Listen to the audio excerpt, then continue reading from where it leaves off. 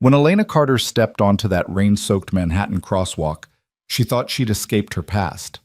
But the black convoy that screeched to a halt against the red light shattered that illusion in seconds. Victor Romano, the ruthless crime boss who once owned her heart and nearly destroyed her soul, emerged from the SUV, his dark eyes locking onto hers across 4 lanes of traffic. The wind pressed her coat tight against her body, and in that single, devastating moment, he saw everything. The curve of her belly, the secret she'd been hiding, the truth that would chain them together forever. She was 6 months pregnant with his child. Before we dive into this story of power, obsession, and the thin line between love and possession, hit that like button and drop a comment telling me what city you're watching from. I want to see how far this story travels. Now, let's begin where everything fell apart and where it might just come back together. The rain had started 3 blocks ago, light at first, then gradually building into the kind of downpour that turned Manhattan streets into rivers and sent pedestrians scrambling for cover. Elena Carter stood beneath the drugstore awning on the corner of Lexington and 53rd, watching the deluge and trying to convince herself that this was just weather, just water, just another February storm in a city that had seen thousands of them. But nothing felt simple anymore. Nothing felt safe. She adjusted the grocery bag in her arms, conscious of the way it partially obscured her midsection, a habit she'd developed over the past month as her body had begun to betray her secret. At 24 weeks, she could no longer pretend the changes were subtle. The pharmacist inside had noticed, his eyes dropping briefly to her belly, before offering her a kind smile as he handed over the prenatal vitamins. Each interaction like that sent a spike of anxiety through her chest. Someone would notice. Someone would tell him. Someone would destroy the fragile new life she'd built. "Miss, you waiting for someone?" The drugstore security guard stood in the doorway, his tone gentle but questioning. "We're closing in 5 minutes." Elena shook her head. "No, I'm just waiting for the rain to let up. Doesn't look like it's planning to." He glanced at the sky, then back at her with concern. "You got far to go?" "Just to the subway." She forced a smile. "I'll be fine." But she wasn't fine. She hadn't been fine since the day she'd packed a single suitcase, withdrawn $2,000 from the account Victor didn't monitor, and disappeared into the sprawling anonymity of Brooklyn. 6 months of looking over her shoulder. 6 months of jumping at shadows. 6 months of building a life so quiet, so unremarkable, that no one would ever think to look for her there. And now she was carrying proof of everything she'd left behind. The security guard retreated inside, and Elena stepped out from under the awning. The rain hit her immediately, cold and sharp, soaking through her jacket within seconds. She pulled her coat tighter, a useless gesture that only emphasized what she was trying to hide, and started across Lexington toward the subway entrance. The crosswalk signal blinked white. She stepped off the curb. Halfway across the intersection, tires squealed against wet asphalt. Elena's head snapped up. A convoy of 3 black SUVs had blown through the red light, stopping in a perfect formation that blocked all 4 lanes of cross traffic. Horns blared. A taxi driver leaned out his window, shouting obscenities. But the SUVs didn't move. They just sat there, engines idling, dark and imposing as storm clouds. Elena froze in the middle of the crosswalk. Something cold and familiar slithered down her spine. She knew these vehicles. She knew what they meant. She'd spent 18 months learning to recognize the signs of his presence, the way prey learns to sense a predator. The rear door of the center SUV opened. A man stepped out into the rain. Victor Romano. Elena's breath stopped. The grocery bag slipped from her fingers, cans of soup and boxes of crackers spilling across the wet pavement. She couldn't move, couldn't think, couldn't do anything but stare as the man she'd fled, the man she'd loved and feared in equal measure, stood 20 feet away and looked directly at her. He wore a charcoal suit, perfectly tailored, the rain darkening his shoulders and slicking his black hair back from his face. At 36, Victor Romano commanded every room he entered with the kind of authority that didn't require violence, though everyone knew he was capable of it. His family controlled half the construction contracts in New York. Three-quarters of the shipping that came through Newark and countless other enterprises that existed in the gray spaces between legal and criminal. He was powerful, he was dangerous, and once she'd believed he loved her. Victor's dark eyes found hers across the distance. For a moment, neither of them moved. The rain poured down. Traffic roared around them. The city continued its chaotic symphony, but in that narrow corridor of space between them, everything went silent. Then the wind gusted, pressing Elena's wet coat flat against her body. The fabric molded to the unmistakable curve of her belly, 6 months of secret pregnancy suddenly visible, undeniable. Victor's expression didn't change. His face remained perfectly controlled, that mask of calm authority he wore like armor. But Elena saw his hands curl into fists at his sides, saw the muscle jump in his jaw, saw the flash of something, shock, rage, possessiveness, flicker through his eyes before he locked it down. He knew. Panic flooded Elena's system like ice water. She bent down, scrambling to gather the scattered groceries with shaking hands. A can rolled toward the gutter. She lunged for it, her movements clumsy and desperate. Behind her, she heard a car door open, the heavy thud of boots on wet pavement. "Elena!" His voice cut through the rain, deep and commanding. The same voice that had whispered endearments in the dark and issued orders that men died for. Hearing it again after 6 months sent a visceral shock through her entire body. She grabbed the last can, shoved it in the bag, and ran. "Elena, stop!" But she was already sprinting toward the opposite sidewalk, her coat flapping behind her, the grocery bag clutched against her chest. Her boots splashed through puddles, her heart hammered against her ribs. Behind her she heard Victor shout something in Italian, a command to his men, and then the sound of running footsteps. Elena hit the sidewalk and didn't slow down. She knew this neighborhood, had studied it during her months of hiding, mapping escape routes the way other people planned commutes. She ducked into a narrow alley between a dry cleaner and a bodega, her breath coming in ragged gasps. The alley was dark, slick with rain, garbage bags piled against one wall. She pushed past them, emerging onto a side street, and kept running. A black SUV screeched around the corner ahead of her. Elena skidded to a stop, reversed direction, and plunged into the stream of pedestrians on the main avenue. She used the crowd as cover, moving fast but trying not to draw attention, just another person hurrying through the rain. At the next intersection, she spotted the green globe of a subway entrance and made for it, taking the stairs down 2 at a time. The underground station was crowded with commuters escaping the storm. Elena wove between them, digging in her pocket for her MetroCard. Her hands were shaking so badly she could barely swipe it. The turnstile clicked. She pushed through and ran for the platform just as a downtown express train pulled in. The doors opened. Elena squeezed inside.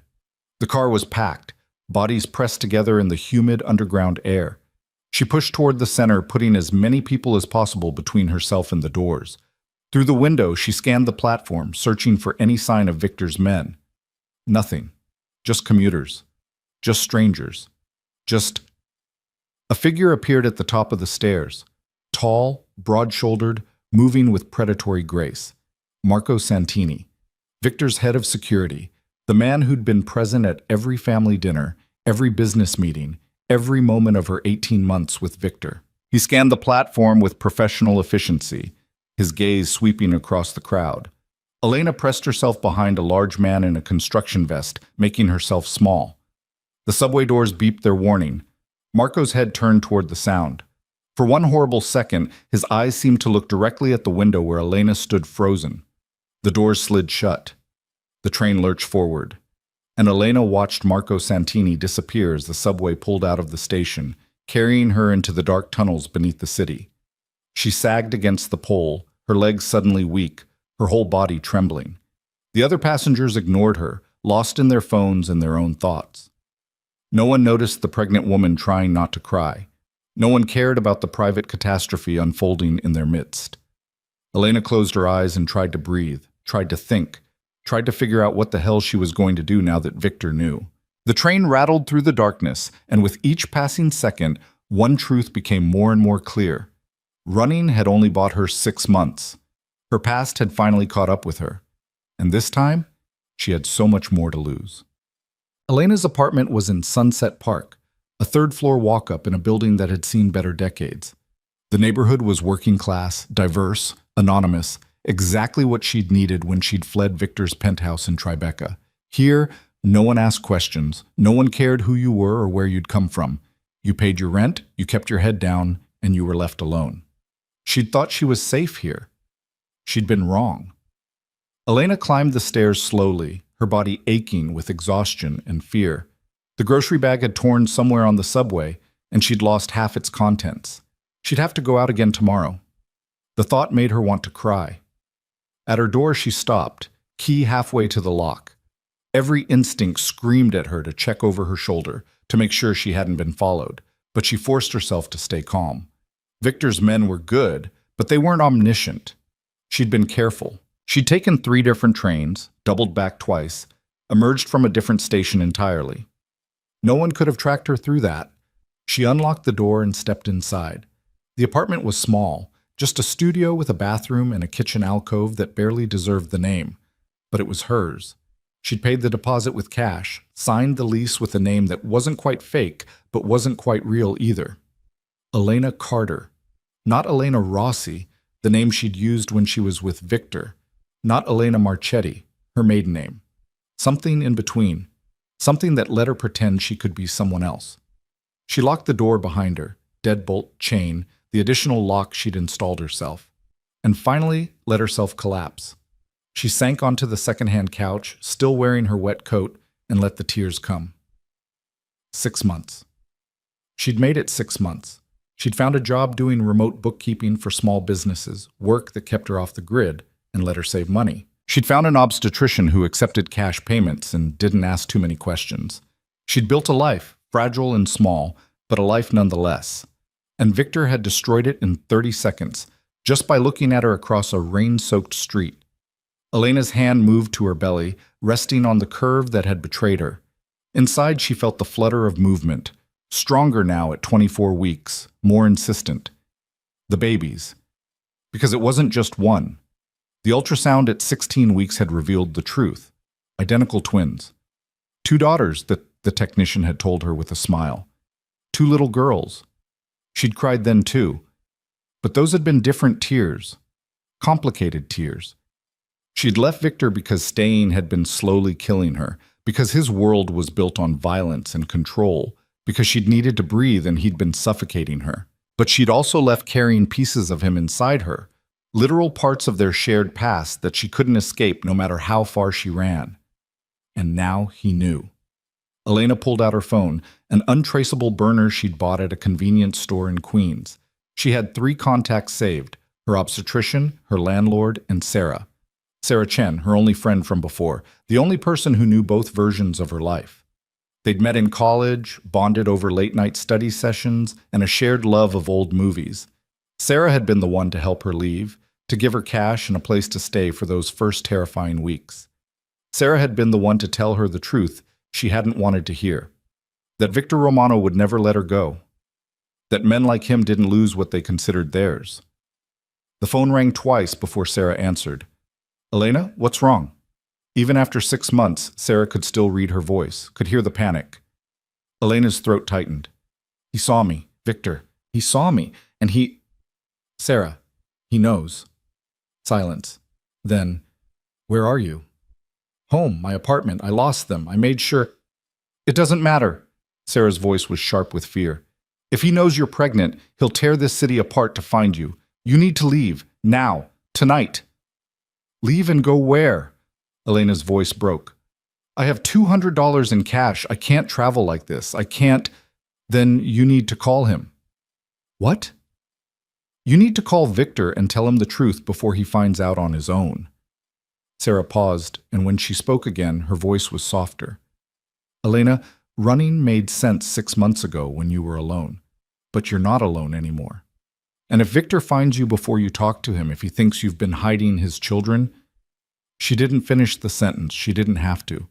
They both knew what Victor Romano was capable of when someone took what was his. Elena closed her eyes.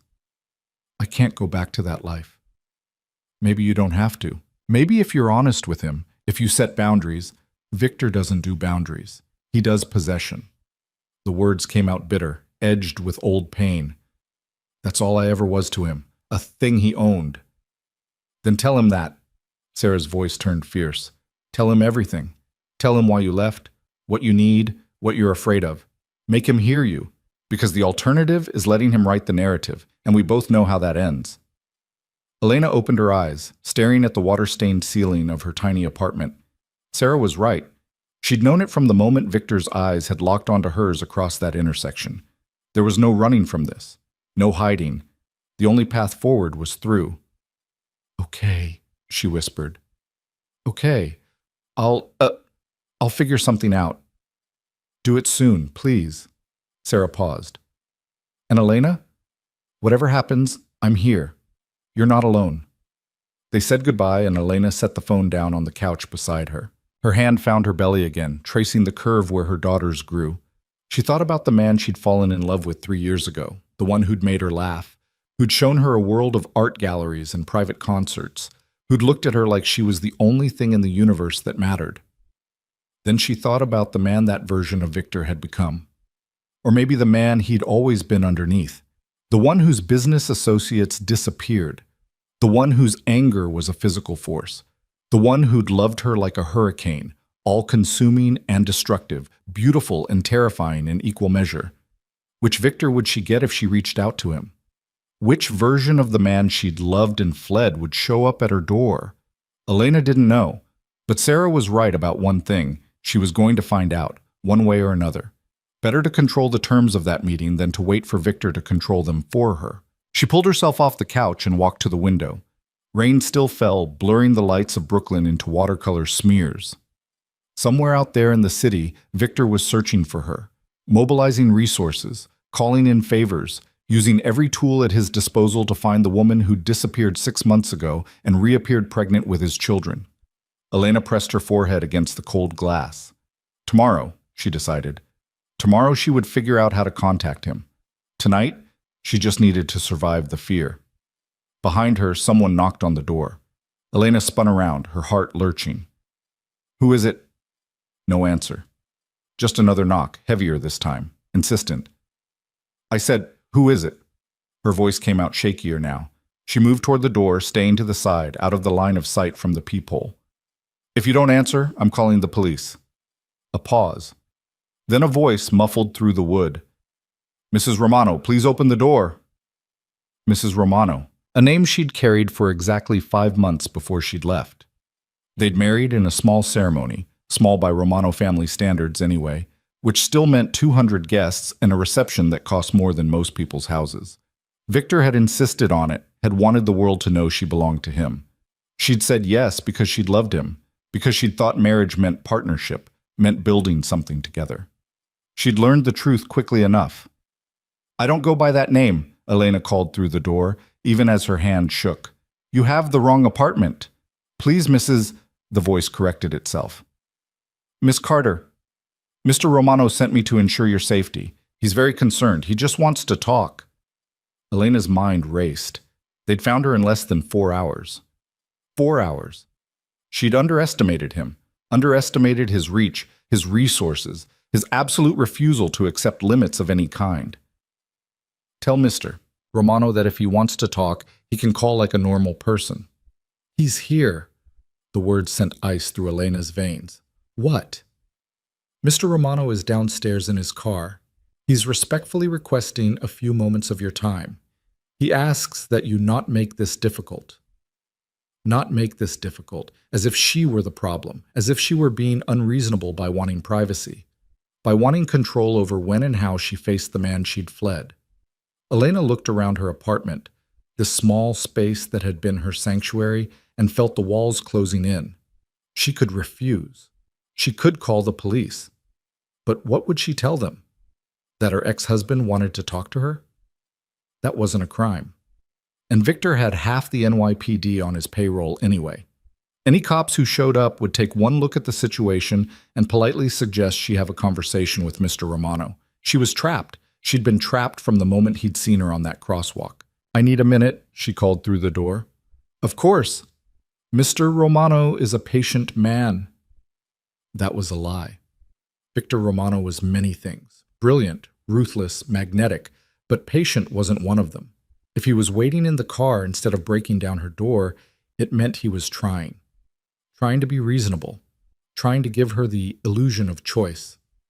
Elena walked to her bedroom, just a corner of the studio sectioned off by a bookshelf, and looked at herself in the small mirror hanging on the wall.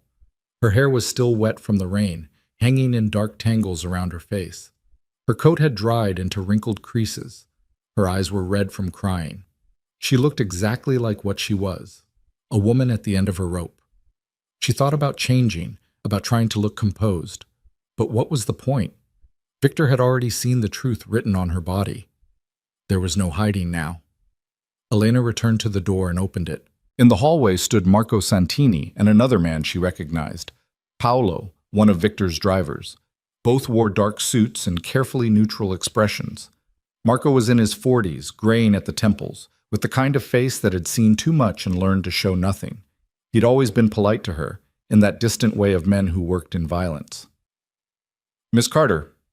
Marco inclined his head respectfully. "Thank you. Mr. Romano is waiting." She wanted to tell them she wasn't going anywhere, wanted to slam the door and pretend this wasn't happening.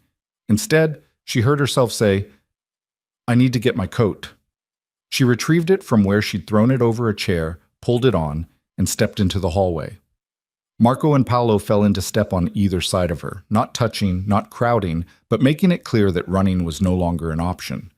They descended the stairs in silence. Outside, the rain had slowed to a drizzle, the streets slick and reflecting the amber glow of streetlights. A black SUV idled at the curb, its engine purring. Marco moved ahead and opened the rear door. Elena hesitated at the threshold, her heart pounding so hard she could feel it in her throat. "Miss Carter," Marco said gently, "he's just going to talk, that's all." Just going to talk, right. Because Victor Romano was known for his restraint. Elena ducked her head and climbed into the SUV. The interior was all black leather and tinted windows, warm despite the February cold outside. And sitting in the far seat, looking at her with an expression she couldn't read, was Victor. He'd changed out of the suit from earlier. Now he wore dark slacks and a charcoal sweater that made his eyes look almost black. His hair had dried, falling across his forehead in a way that made him look younger, more like the man she'd fallen in love with. But there was nothing young about the intensity in his gaze, the controlled tension in his posture. Marco closed the door. The sound of it latching felt final, like a cell door closing. For a long moment, neither of them spoke. The silence stretched out, heavy with everything unsaid, everything broken between them. Elena pressed herself against the door, maintaining as much distance as the space allowed. Her hand instinctively moved to her belly, protective. Victor's eyes tracked the movement. His jaw tightened. When he finally spoke, his voice was rough, barely controlled. "How far along?" Elena's throat felt like sandpaper. 24 weeks. 6 months. He did the math quickly, his expression darkening. "You were pregnant when you left." "I didn't know then." The words came out defensive. "I found out 2 weeks later." "And you didn't think I deserved to know?" "I didn't think a lot of things, Victor." Her voice cracked. "I didn't think you'd find me. I didn't think I could hide a pregnancy forever. I didn't think—" She stopped, swallowing hard. "I was trying to figure it out."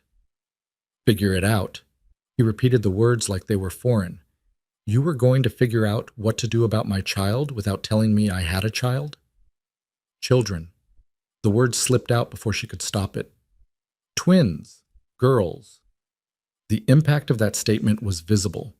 Victor's face went through a series of expressions: shock, wonder, something that looked almost like pain, before settling back into that controlled mask. But his hands, resting on his knees, curled into fists. "Twins," he said, his voice barely above a whisper. "Daughters."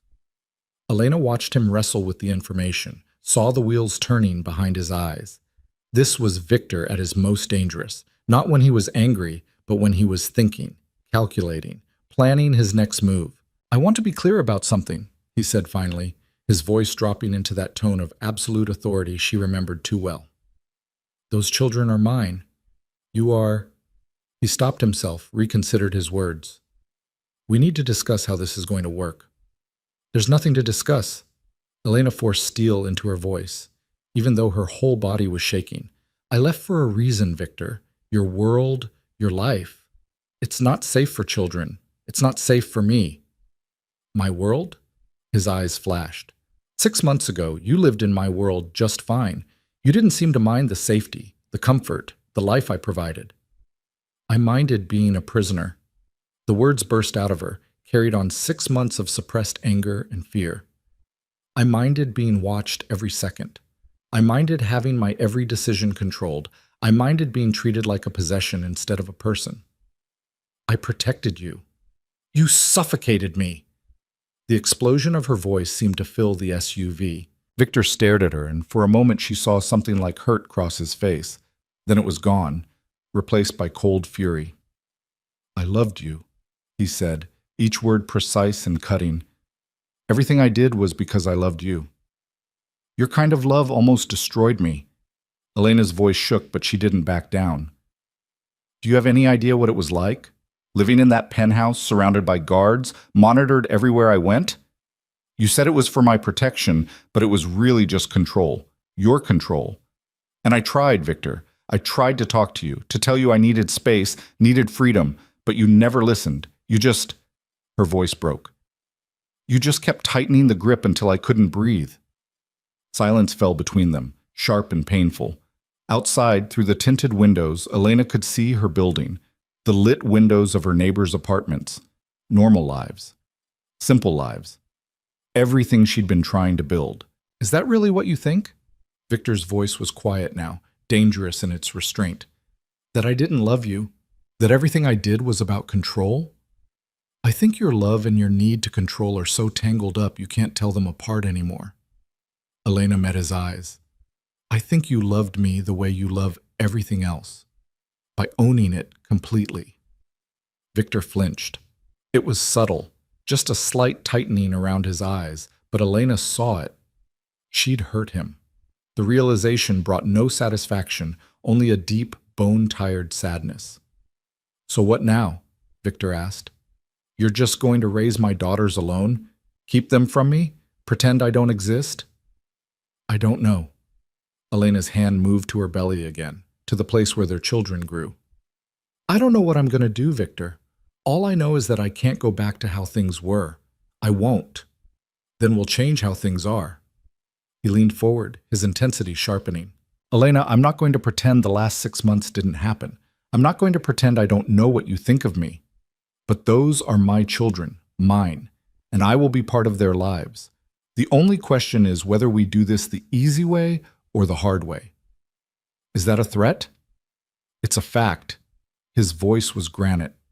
You know what I'm capable of. You know the resources I have. I could take you to court.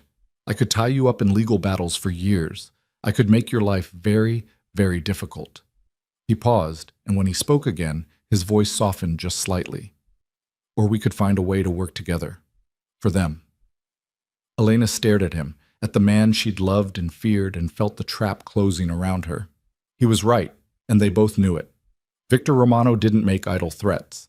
If she fought him, he would bury her. If she ran, he would find her. The only option left was negotiation. I want things in writing, she said. Legal agreements, boundaries, rules.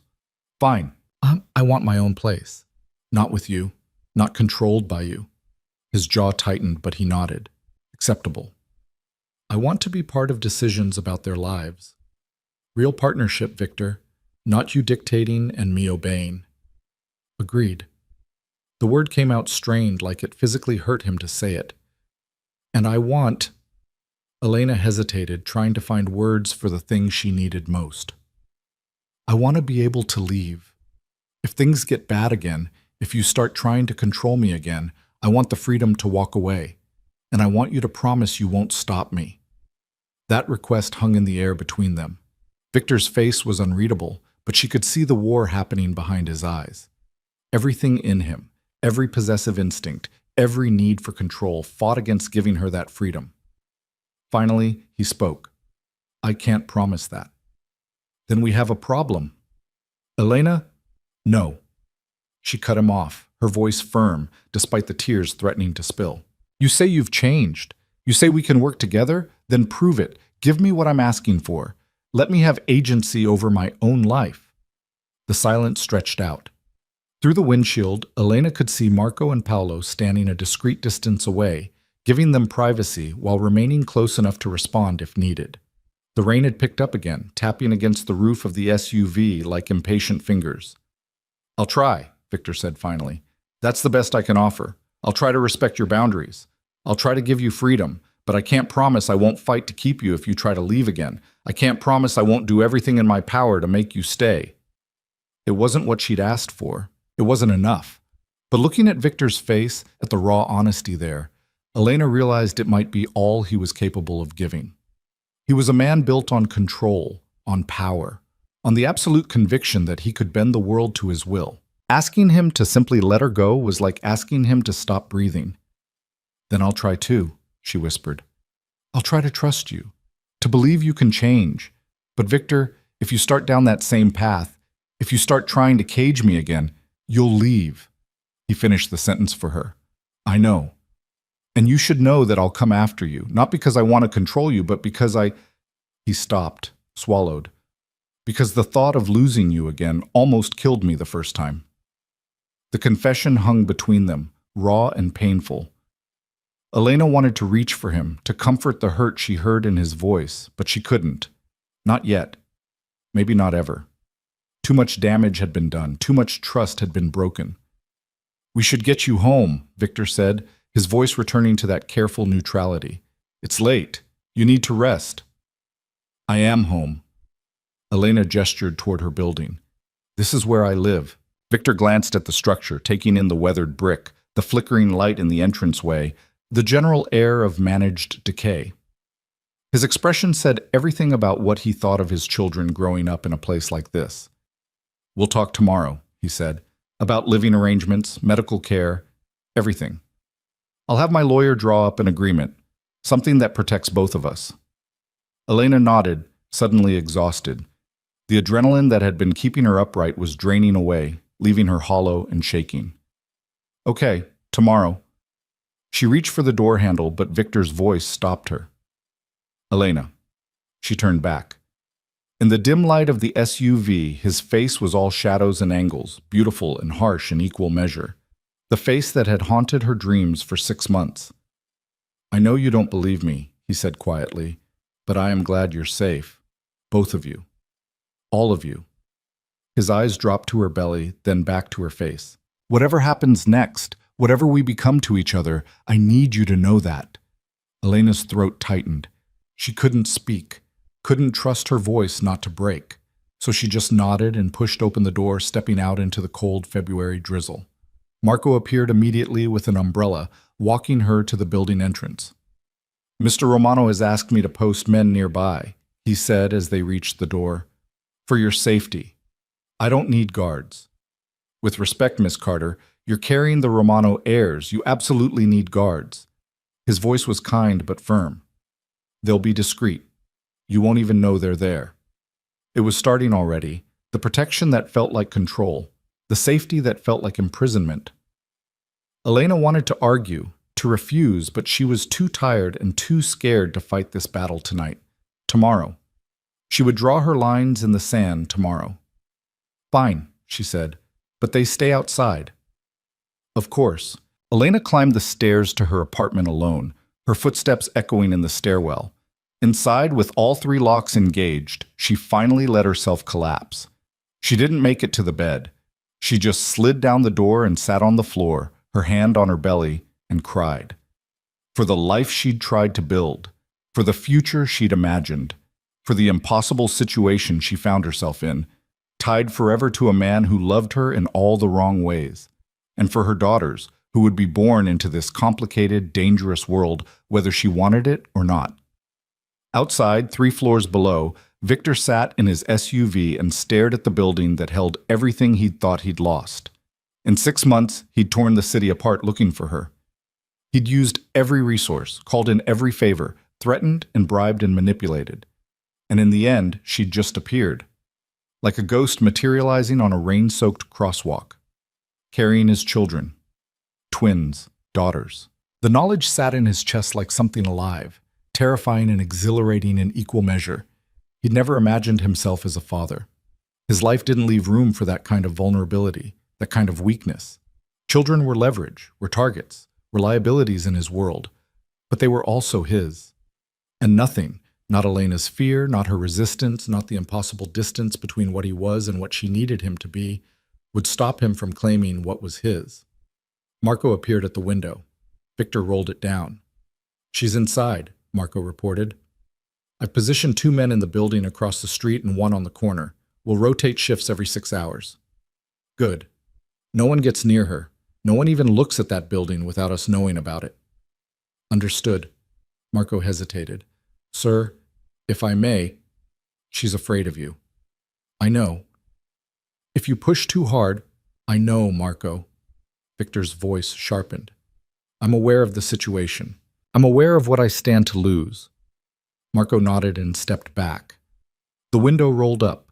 In the silence of the SUV, Victor allowed himself one moment of weakness, one moment where he wasn't the ruthless head of the Romano family, wasn't the man who controlled an empire built on violence and fear. In that moment, he was just a man who'd lost the woman he loved and just found out he was about to be a father. His hand moved to his chest, pressing against the place where his heart beat too fast, where something that felt dangerously like hope was beginning to bloom. Tomorrow, he would start fixing this. Tomorrow, he would show Elena he could change, could be what she needed. Tomorrow, he would begin building a future that could hold all of them, him, Elena, and the 2 daughters who didn't yet know how completely they'd already changed everything. But tonight, he just sat in the rain and the dark, looking up at the window where a single light burned, and tried to figure out how to love someone without destroying them in the process. It was, he thought, going to be the hardest thing he'd ever done. And Victor Romano had never walked away from a challenge in his life. The morning came too quickly, pale winter light filtering through the thin curtains of Elena's apartment. She'd barely slept, her mind spinning through scenarios and conversations, each one ending badly. At some point near dawn, she'd felt the twins moving, their kicks gentle but insistent, as if reminding her that this wasn't just about her anymore. Everything she did now, every choice she made, would shape their lives. She was making coffee, decaf, a concession to pregnancy she resented every morning, when her phone buzzed. Not the burner.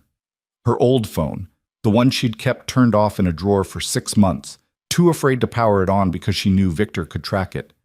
Somehow, impossibly, it was on now, plugged into a charger she hadn't put there, fully charged and displaying a single text message from a number she'd never forgotten. "My lawyer will be at your apartment at 10 a.m. Her name is Catherine Wright. She's worked with difficult negotiations before. She'll be fair." Elena stared at the message, her hand shaking. He'd been in her apartment. While she slept, while she was vulnerable and unaware, Victor's people had entered her home, plugged in her phone, and left. The violation of it made her stomach turn. But underneath the anger was something else. Fear. Because the message was clear. He could reach her anywhere. Locks and doors meant nothing. She typed back with trembling fingers. "You had no right to come into my home." The response came immediately. "I had every right. You're carrying my children. Your safety is my concern. The locks on your door wouldn't stop a determined teenager. I've arranged for better ones. The locksmith will arrive at 9. Elena wanted to throw the phone across the room. Instead, she forced herself to breathe, to think tactically. Victor was already moving, already reshaping the world to fit his vision of how this should go. If she didn't establish boundaries now, immediately, she'd wake up one day and find herself back in that gilded cage, only this time with 2 babies to protect. "I don't want your locks. I don't want your security. I want to be left alone." That's not an option anymore. 10 a.m., Elena. Please be dressed. The please didn't soften the command. If anything, it made it worse. A thin veneer of courtesy over pure control. Elena set the phone down and pressed her palms against her eyes, fighting back tears of frustration. This was exactly what she'd been afraid of. Less than 12 hours, and he was already dictating her schedule, making decisions about her life, treating her like property to be secured. At 8:30, there was a knock at the door. Elena checked the peephole and saw a young woman in work clothes holding a toolbox. Behind her stood one of Victor's men, the same one from last night. Paolo. Miss Carter, the woman called. I'm here to upgrade your locks. Mr. Romano sent me. I didn't ask for new locks. I understand, ma'am, but Mr. Romano was very clear. These locks are a safety issue. It'll take 30 minutes, tops, and then we'll be out of your hair. Elena closed her eyes. She could refuse, she could send them away, but they'd just come back, or Victor would show up himself, and she'd end up having this fight a dozen times. Pick your battles, Sarah had told her once. Save your energy for the wars that matter. She opened the door. 30 minutes, and he doesn't get a key. The locksmith smiled. Already been told, ma'am. You get the only copies, 3 of them. It was a small concession, but it felt like a victory. Elena stepped aside and let the woman work, watching as she removed the cheap hardware store locks and replaced them with heavy-duty deadbolts, the kind you saw in bank vaults. Paolo stood in the hallway, keeping watch, his presence a constant reminder that privacy was an illusion now.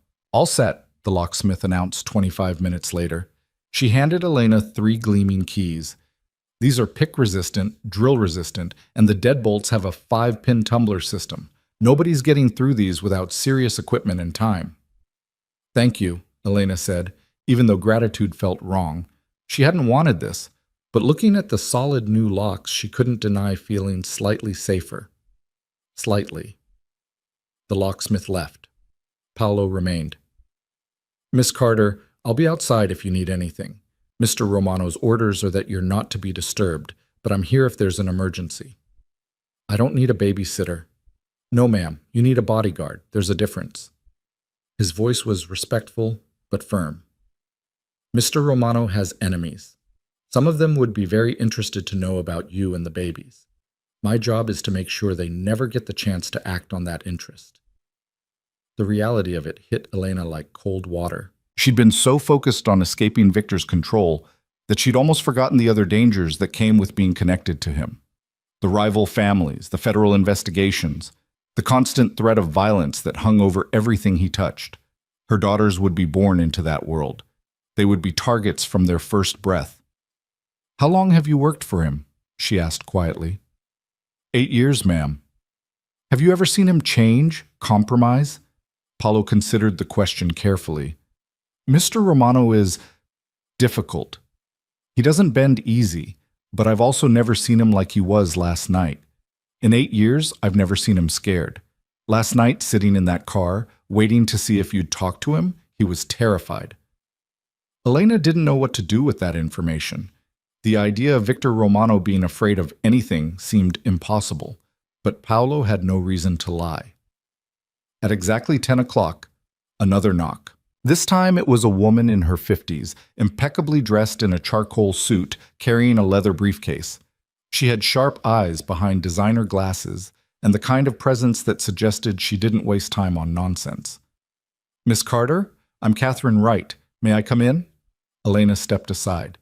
Catherine entered, taking in the small apartment with a quick, assessing glance that revealed nothing of her thoughts. Paolo closed the door behind her, remaining outside. Thank you for seeing me, Catherine said, setting her briefcase on the small table that served as Elena's dining area. I understand this situation is complicated. My goal this morning is to help both you and Mr. Romano establish a framework that protects everyone's interests, particularly those of the children. You work for Victor. I work for the Romano family, which now includes you and your daughters. Catherine's voice was crisp but not unkind. My job is to ensure legal protections are in place. That benefits you as much as it benefits Mr. Romano. Elena sat down across from her, wary. What kind of protections? Catherine opened her briefcase and withdrew a thick folder. Let's start with the basics. Prenatal care. Mr. Romano is concerned about the quality of medical attention you're receiving. He'd like to arrange for you to see Dr. Sarah Chen at Mount Sinai. She's one of the best maternal-fetal medicine specialists in the country. I already have a doctor. I'm sure you do, but given that you're carrying twins, and given the resources available through the Romano family, wouldn't you want access to the absolute best care? Catherine pulled out a document. This is Dr. Chen's credentials. She's handled numerous high-risk pregnancies. She's also very discreet. Elena looked at the paperwork. The credentials were impressive. And if she was honest with herself, the small clinic in Queens where she'd been going was fine for basic care, but probably not equipped for complications. Twin pregnancies were automatically considered high risk. If I agree to see this doctor, I want to be clear that it's my choice, not Victor's order. Absolutely. You have complete autonomy over your medical decisions. Catherine made a note. Next item. Living arrangements. Mr. Romano understands you want to maintain your own residence. However, he's concerned about the safety and appropriateness of this location. He's prepared to offer several alternatives. I'm not moving into his penthouse. No one's suggesting that. But Miss Carter, this building has no security. It's in a neighborhood with a significant crime rate, and frankly, the conditions aren't suitable for raising children. Catherine pulled out another set of documents. These are 3 properties Mr. Romano owns in Brooklyn. Townhouses, all in safe neighborhoods, all with security systems. You would have complete independence, but the protection you and the babies need. Elena looked through the listings. The properties were beautiful, restored brownstones in Park Slope and Brooklyn Heights, the kind of places she'd fantasized about when she was with Victor, but never imagined she'd actually live in. Not like this. Not as a transaction. What's the catch? No catch. You would live there rent-free. Mr. Romano would cover all expenses. In exchange, you agree to reasonable security measures, and you allow him regular access to visit the children once they're born. Define reasonable. Catherine met her eyes. 1 guard posted outside. Security system monitored by his team. You come and go as you please, but someone always knows where you are. For safety, not surveillance. That sounds a lot like surveillance. It sounds like protection. Catherine's voice sharpened slightly. Miss Carter, I'm going to be blunt. You're carrying the heirs to a crime family. Whether you like it or not, that makes you a target. Victor Romano has been building his empire for 15 years, and in that time he's made enemies. Powerful enemies. People who would love nothing more than to hurt him by hurting what he loves. That's not paranoia. That's reality. Elena's hand moved to her belly, protective. She hated that Catherine was right. Hated that the simple act of loving Victor, of being loved by him, had put a target on her back and on her daughter's backs before they were even born. I need time to think about the housing. Of course. There's no rush on that decision. Catherine moved to the next document. Now, let's discuss custody arrangements. They're not even born yet. Which is exactly the right time to establish clear expectations. Mr. Romano wants to be an active father. He wants time with his daughters, regular visitation, involvement in major decisions about their upbringing. In exchange, he's willing to provide substantial financial support, not just child support, but education funds, trust funds, anything the children might need. I don't want his money. Catherine raised an eyebrow. Miss Carter, you're currently living in a studio apartment doing freelance bookkeeping. I'm not judging your choices, but raising 1 child is expensive.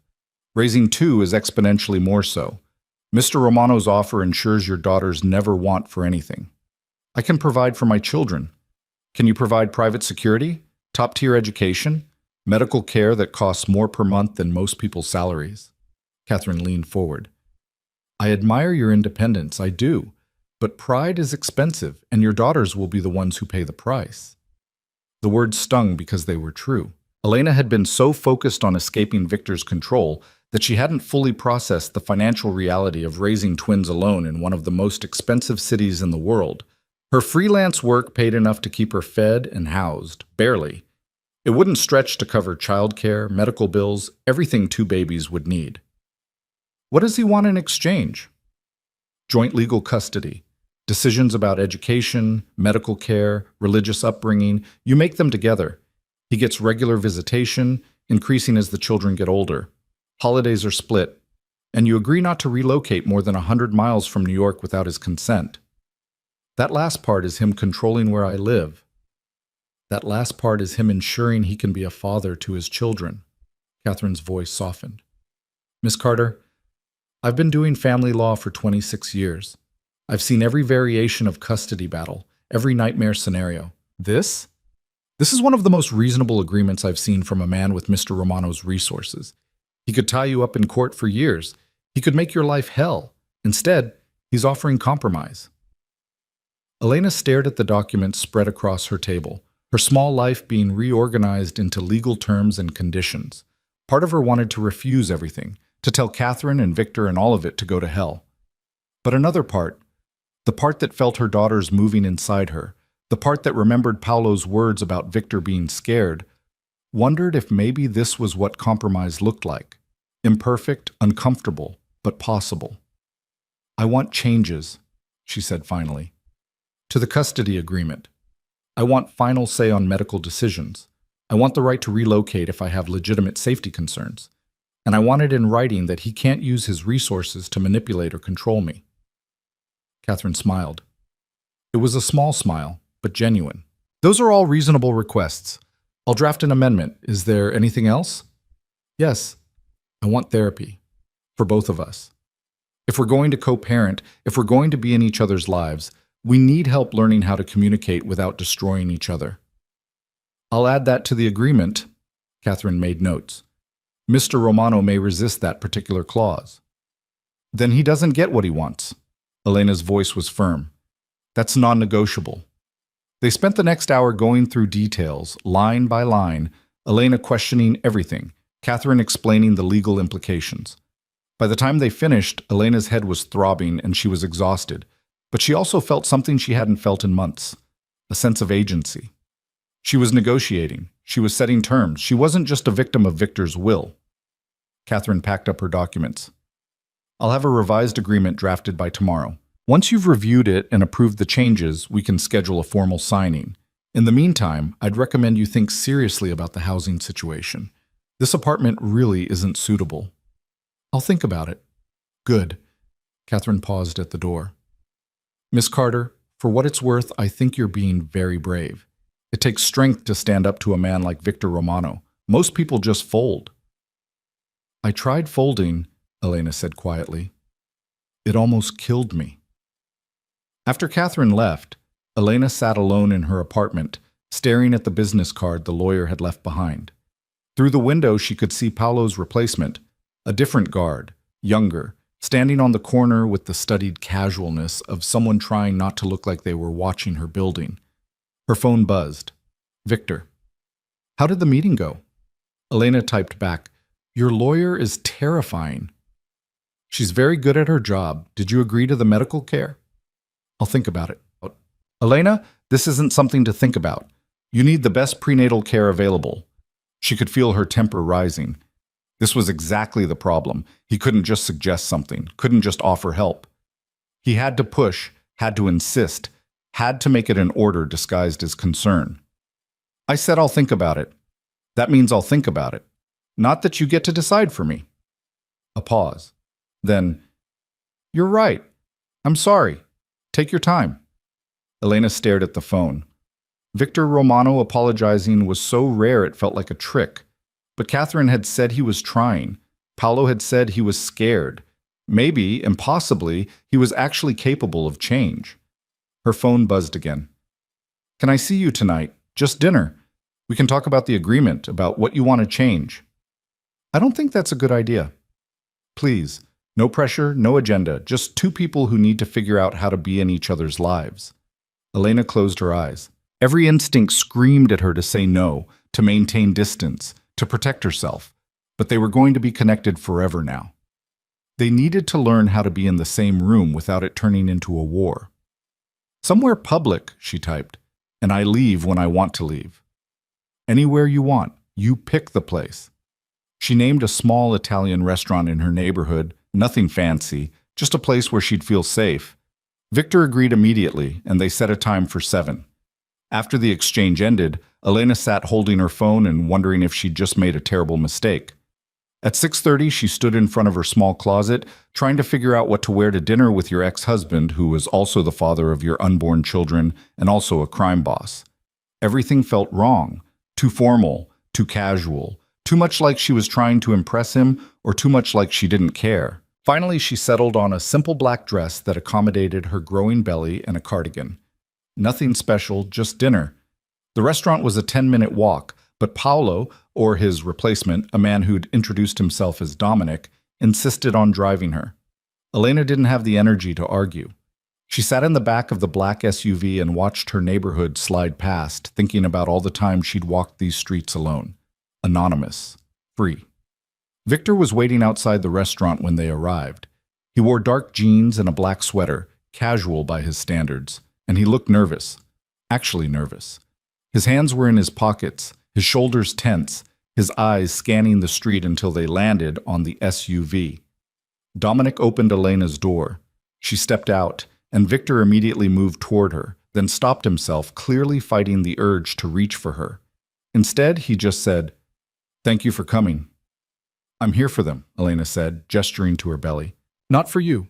Let's be clear about that." Something flickered across his face. Hurt, maybe, or resignation. "I understand." Inside, the restaurant was warm and dimly lit, the kind of place that served huge portions and didn't care if you lingered over your meal. The owner, an older Italian woman named Rosa, greeted them with a smile that faltered when she recognized Victor.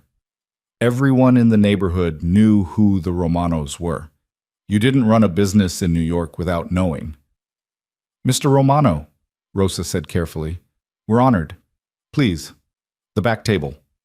They were seated in a corner that offered privacy while still being visible to the other diners. Elena appreciated that. No isolated rooms, no opportunities for Victor to turn this into something she couldn't escape. Dominic took a position near the front, trying to blend in and failing spectacularly. For a long moment, neither of them spoke. Victor studied the menu like it was a contract he was negotiating. Elena watched him, this man she'd loved and fled, and tried to reconcile the different versions of him in her mind. The attentive boyfriend who'd surprised her with weekend trips to Paris, the controlling husband who'd monitored her every movement, the terrified father-to-be sitting across from her now. "Catherine said you want changes to the agreement," Victor said finally, setting down the menu. "I want you to know I'm willing to negotiate. Really negotiate, not just pretend to and then do what I want anyway." "That's a low bar, Victor." "I know." He met her eyes. "I know what I was like. I know what I put you through. And I know saying I'm sorry doesn't fix any of it. But I am sorry for all of it." Elena felt her throat tighten. She'd imagined this conversation 1,000 times during her 6 months away. Imagined him apologizing. Imagined it feeling like victory. But sitting here now, seeing the genuine regret in his face, it just felt sad. Sad for what they'd destroyed, for what they'd been and could never be again. "Why?" she asked. "Why did you do it? Why did you have to control everything?" Victor was quiet for a long time. When he spoke, his voice was low, almost inaudible. "My father died when I was 15. Someone planted a bomb in his car. I watched the whole thing. I was supposed to be in that car with him, but I'd forgotten something and run back inside. I saw the explosion from the window." Elena's hand moved to her mouth. She'd known Victor's father had died, but she'd never known the details. He'd never talked about it. "After that, my uncle took over the family business. He was cruel, paranoid. He saw threats everywhere. And half the time he was right. People died. People I knew. People I cared about. And I learned that the only way to survive in this world was to control everything, to never let your guard down, to never trust that anything was safe unless you'd personally made it safe." Victor's hands clenched on the table. "When I met you, when I fell in love with you, it terrified me. Because you were this thing I couldn't control, this variable I couldn't account for. And instead of letting you be free, instead of trusting that you'd stay because you wanted to, I tried to lock you down, make you safe by making you mine. You made me a prisoner. I know. And I told myself it was love, that I was protecting you, but really, I was just trying to control my own fear." He looked up at her. "Elena, I can't promise I won't be scared. I can't promise I won't want to wrap you and our daughters in every protection I can buy. But I'm trying to understand that safety and control aren't the same thing. That loving you means trusting you to make your own choices, even when those choices scare the hell out of me." The waitress appeared and they ordered, more to have something to do with their hands than because either of them was particularly hungry. After she left, Elena said, "I need you to understand something. I didn't leave because I stopped loving you. I left because staying was killing me. Every day I felt a little smaller, a little less myself. And I knew if I didn't get out, there wouldn't be anything left of me. I understand that now. Victor's voice was rough. I didn't then. When you left, I thought you'd just come back. I thought you'd realize you couldn't make it without me and you'd come home. It took me 2 months to accept that you were really gone, and then I spent the next 4 trying to find you so I could, I don't know, make you understand, make you come back, force you to love me again. You can't force love, Victor. No, you can't. He paused. But you can earn it. Maybe. If you're willing to change, to be better than you were. That's what I'm trying to do. Their food arrived. They ate in silence for a while, the weight of confession and history hanging between them.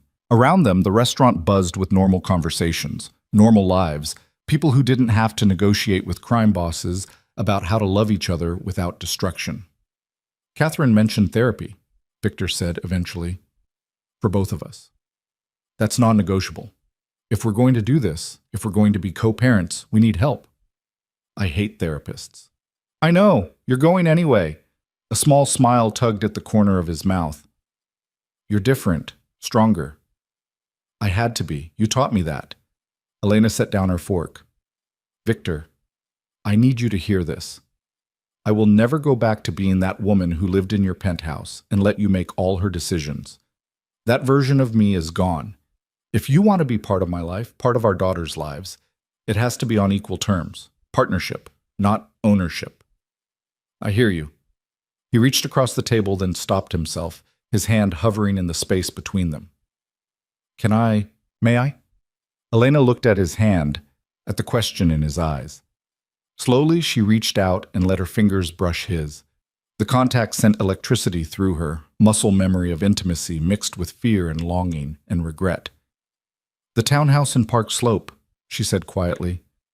The one with the garden. I'll take that. For the babies. Victor's fingers tightened on hers. Thank you. Don't thank me. Just prove to me that you can do this, that you can be the man you're claiming to be. I will. I promise. They finished dinner talking about logistics, the doctor's appointment Catherine had mentioned, the timeline for signing the custody agreement, practical matters that felt safer than emotions. By the time they left the restaurant, something had shifted between them. Not forgiveness, not exactly, but maybe the beginning of it. The possibility that 2 broken people could figure out how to exist in each other's orbit without destroying everything they touched. Outside, Dominic was waiting with the SUV.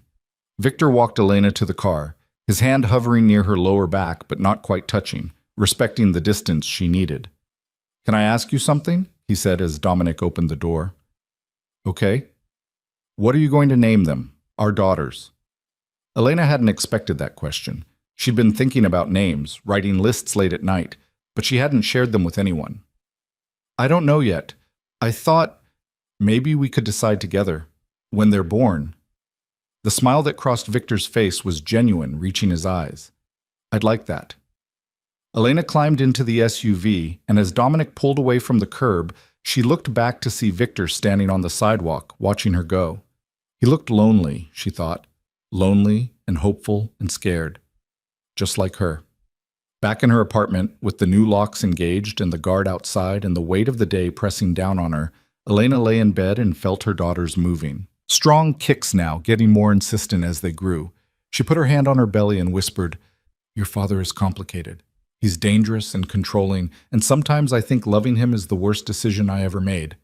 But he's trying, and maybe that's enough. Maybe that's all we can ask for. The babies kicked in response, and Elena closed her eyes. And for the first time in 6 months, she let herself believe that maybe, impossibly, this could work. That maybe Victor could change. That maybe they could build something new from the ruins of what they'd destroyed. It was a fragile hope. But it was hope nonetheless. And right now, that was all she had. The townhouse in Park Slope was everything Elena had dreamed of, and everything she'd feared accepting. 3 stories of restored brownstone, with original hardwood floors and crown molding, floor-to-ceiling windows that let in streams of morning light, and a small garden out back where she could already imagine her daughters playing someday. It was beautiful. It was generous.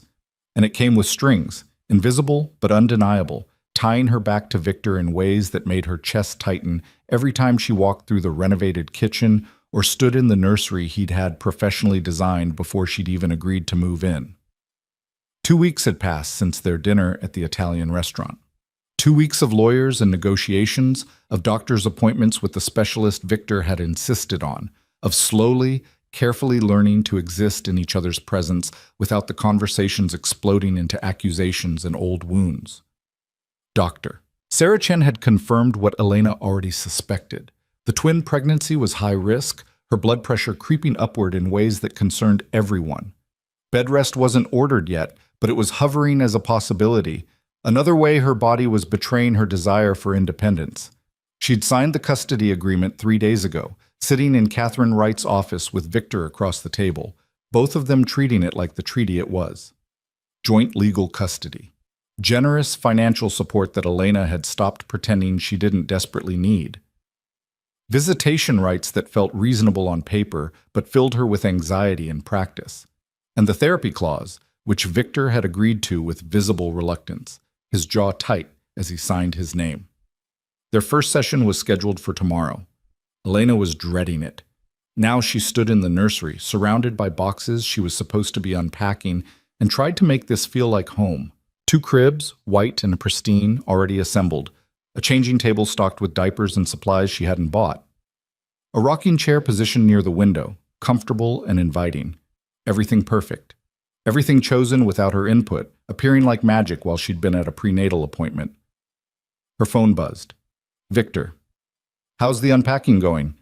Elena looked around at the chaos of half-opened boxes, at her meager possessions trying to fill a space 3 times the size of her old apartment. Slowly. Do you need help? I can send people. No, I need to do this myself. She paused, then added, but thank you for asking instead of just doing it. I'm learning. There was a smile in his voice. There's a security briefing at 3 p.m. Marco will go over the house systems with you. Please don't skip it. I wasn't planning to. Good. And Elena? His tone shifted, became more serious. I know this is hard. I know accepting help feels like giving up control. But you're not alone in this. I want you to remember that. After they hung up, Elena sat in the rocking chair and closed her eyes. The house was quiet, insulated from the street noise in a way her old apartment never had been. Through the walls, she could hear nothing. No neighbors arguing, no footsteps overhead, no sirens passing outside. Just silence and the sound of her own breathing and the flutter of movement in her belly. She was 28 weeks now. The babies were growing faster, their kicks stronger, their presence impossible to ignore. Sometimes, late at night, she'd lie awake and feel them moving and wonder what kind of world she was bringing them into. A world where their father was Victor Romano. A world where armed guards were a necessity, not paranoia. A world where violence lurked at the edges of every beautiful thing. At 3 o'clock, Marco arrived with another man Elena didn't recognize, both of them carrying tablets and looking professional. Marco had been nothing but respectful since that night on the crosswalk, his manner courteous but distant, treating her like the job she essentially was, a principal to be protected. Miss Carter, Marco said, nodding. This is James Reeves. He's going to walk you through the security system while I cover protocols. For the next hour, they showed her everything.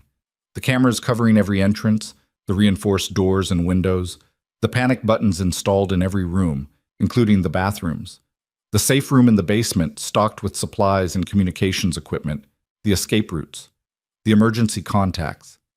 It was overwhelming and terrifying, and somehow exactly what she'd expected. The system is monitored 24/7, James explained, pulling up the interface on her phone.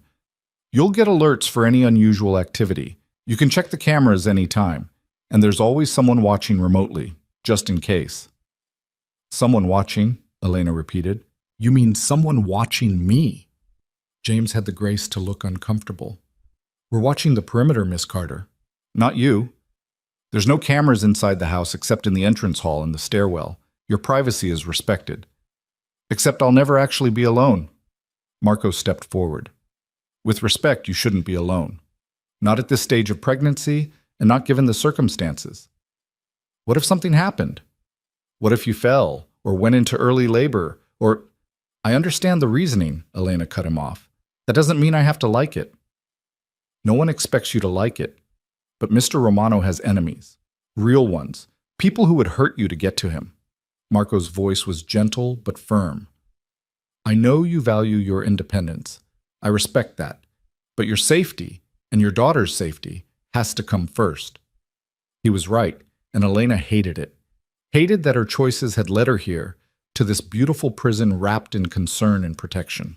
Hated that loving Victor, even briefly, had marked her permanently as a target. After they left, she wandered through the house, testing the new knowledge of locks and cameras and panic buttons.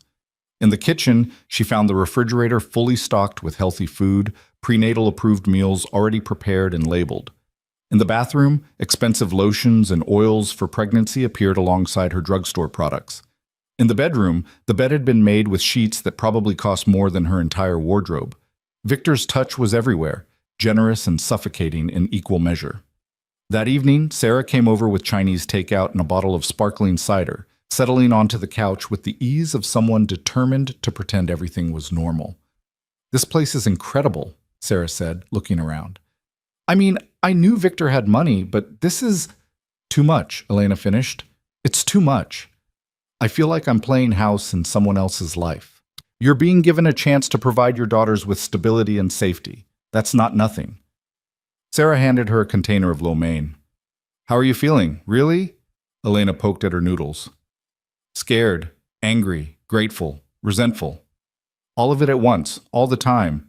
Dr. Chen says my blood pressure is concerning. She's talking about bed rest if it doesn't improve. And Victor? Is trying, I think. We have our first therapy session tomorrow, and I can already tell he's going to hate every second of it. Elena set down her food. Sarah, what if this doesn't work? What if we can't figure out how to do this without destroying each other? Then you'll cross that bridge when you come to it. But Elena, you have to actually try. You have to give him a real chance to prove he can change. Sarah reached over and squeezed her hand. I know I was the one pushing you to leave. I know I saw what he was doing to you, but I also see that he's making an effort now. Maybe not perfectly. Maybe not in ways that feel comfortable, but he's trying. They ate in silence for a while, the kind of comfortable quiet that only existed between old friends. Eventually, Sarah said, Have you thought about what happens after the babies are born? Every second of every day. Elena's hand moved to her belly. I think about whether Victor will try to take them from me, whether I'll be strong enough to maintain boundaries when I'm exhausted and outnumbered, whether they'll grow up thinking this is normal, the guards, the surveillance, the constant threat of violence. Or maybe they'll grow up knowing they're loved by both parents, even if those parents have a complicated relationship. Sarah stood, gathering the empty containers. You're catastrophizing. It's understandable, but you're borrowing trouble from a future that hasn't happened yet. Focus on now, on staying healthy, on preparing for their arrival. The rest will figure itself out. After Sarah left, Elena prepared for bed in the master bathroom, another space that felt too large, too luxurious. She was brushing her teeth when her phone rang. Victor. I'm sorry to call so late, he said. I just wanted to check on you. Make sure you're settling in okay. I'm fine. The house it's beautiful, Victor. Thank you. You don't have to thank me. It's for our daughters. A pause. Can I ask you something? Okay. Are you afraid of me? The question caught her off guard. Elena sat on the edge of the bathtub, trying to formulate an honest answer. Sometimes. Not that you'd hurt me physically, but that you'd overwhelm me again.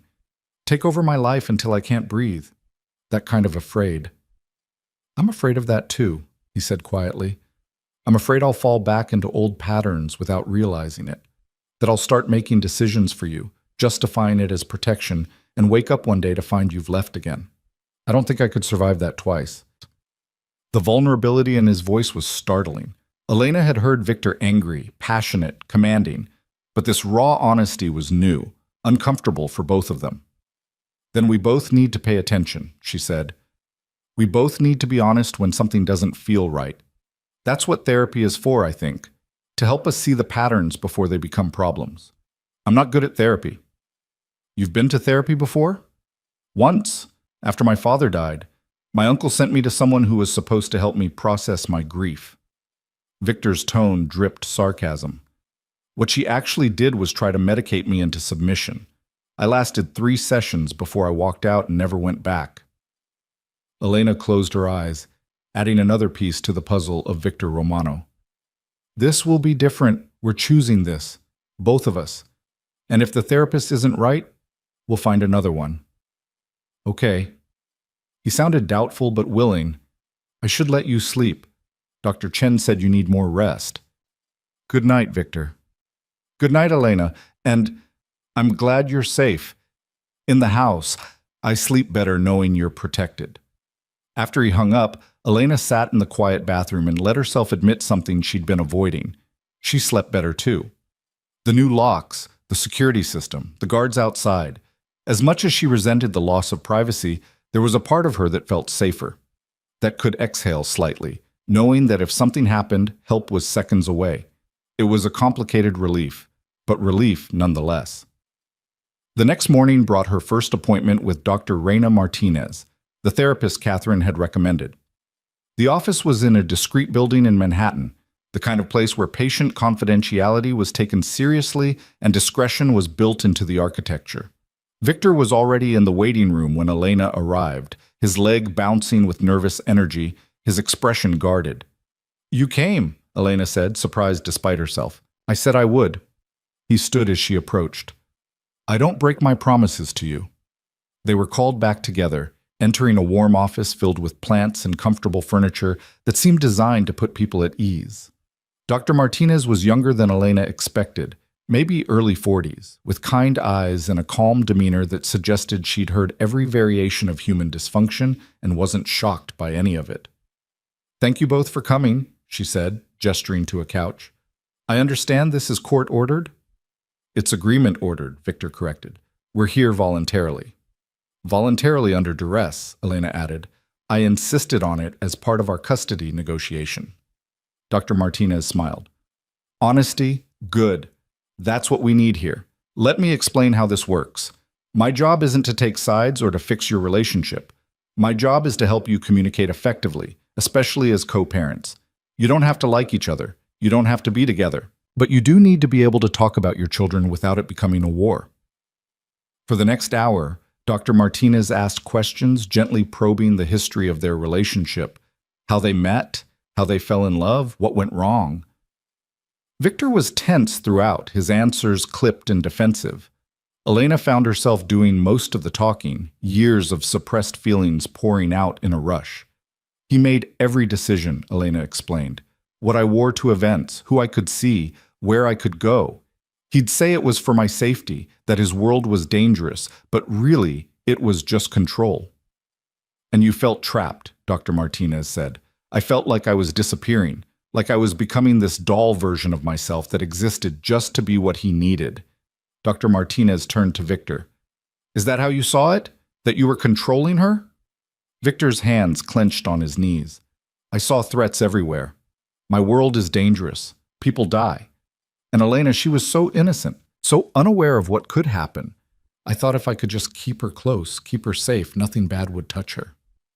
So you loved her by limiting her. I loved her by protecting her. His voice rose slightly. Is it controlling to not want the woman you love kidnapped, killed, used as leverage? It's controlling when you don't give her a choice in how that protection looks, Dr. Martinez said calmly. Victor, help me understand something. When Elena tried to talk to you about needing more freedom, what happened? He stopped, his jaw working. I didn't listen. I told her she was being naive, that she didn't understand the dangers. You dismissed her concerns. Yes. And Elena, when he dismissed you, what did you do?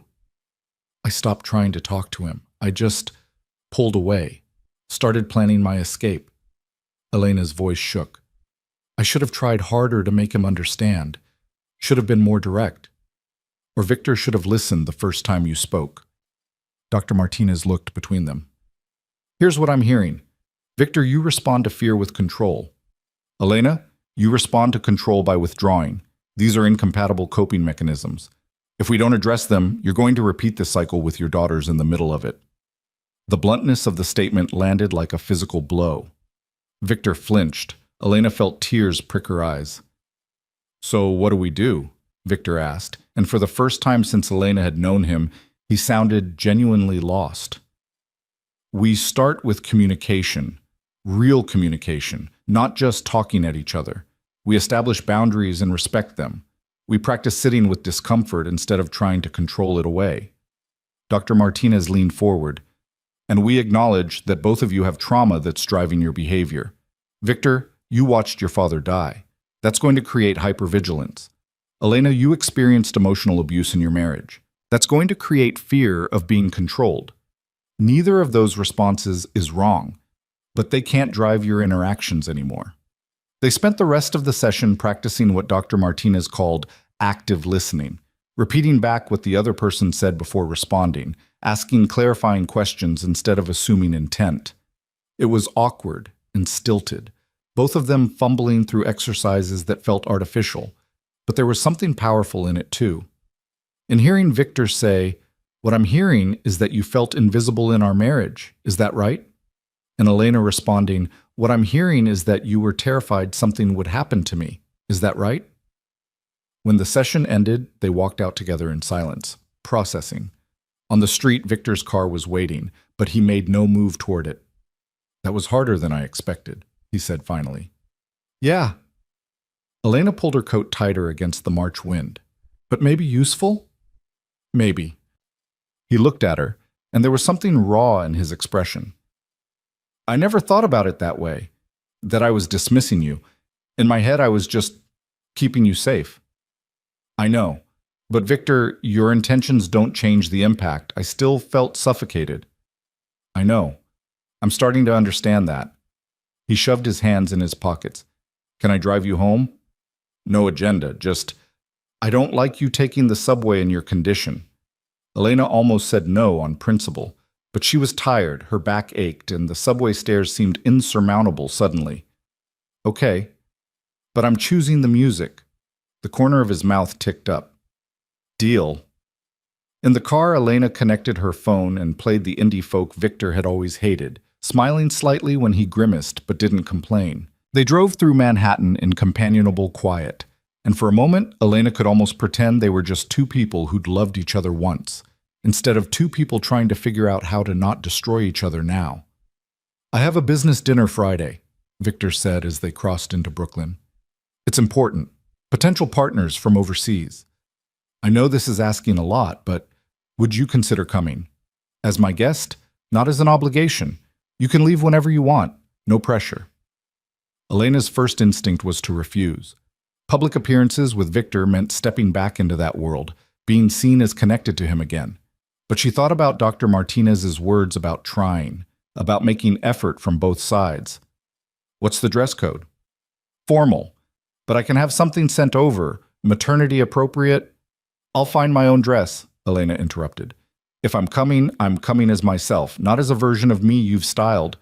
Victor nodded, accepting the boundary. "Okay, thank you. It would mean a lot to have you there." The rest of the week passed in a strange new rhythm.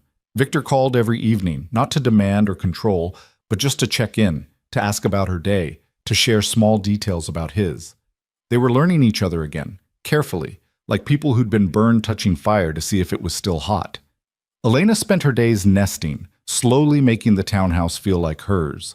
She hung her own artwork, rearranged furniture, filled the kitchen with her favorite teas. The guards rotated shifts outside, and she learned their names, started to see them as people rather than symbols of her captivity. Dominic had a daughter in college. Paolo was getting married in the summer. They were just men doing a job, and that job happened to be keeping her alive. Dr. Chen visited for a home check, monitoring Elena's blood pressure and the baby's growth. Everything was progressing well, but the warnings about bed rest persisted. "You need to slow down," Dr. Chen said firmly. "I know you're trying to nest, but your body needs rest more than it needs a perfectly organized nursery." Friday arrived too quickly. Elena spent the afternoon getting ready, struggling into a black maternity gown she'd found at a boutique in Park Slope. It was elegant without being flashy, fitted enough to show she was pregnant but not so tight that she felt exposed. She did her own hair and makeup, asserting control over the small things she could control. Victor arrived at 7 in a black suit that probably cost more than her first car, his expression carefully neutral until he saw her. Then something shifted in his eyes, heat and appreciation, and something softer that looked almost like wonder. "You look beautiful," he said quietly. "I look pregnant." "You look beautiful pregnant." He offered his arm. "Ready?" The dinner was at an exclusive restaurant in Tribeca, the kind of place that didn't have prices on the menu and where everyone knew everyone. Victor's business associates were already there when they arrived, 2 men and a woman, all impeccably dressed, all radiating the kind of power that came from controlling resources others needed. "Gentlemen, Mrs. Romano," Victor said, his hand at Elena's lower back. The touch was light, asking permission rather than assuming it. "May I introduce Elena Carter? Elena, this is Mr. Dmitry Volkov and his associates." Elena shook hands, smiling politely while her mind raced. Volkov. She knew that name.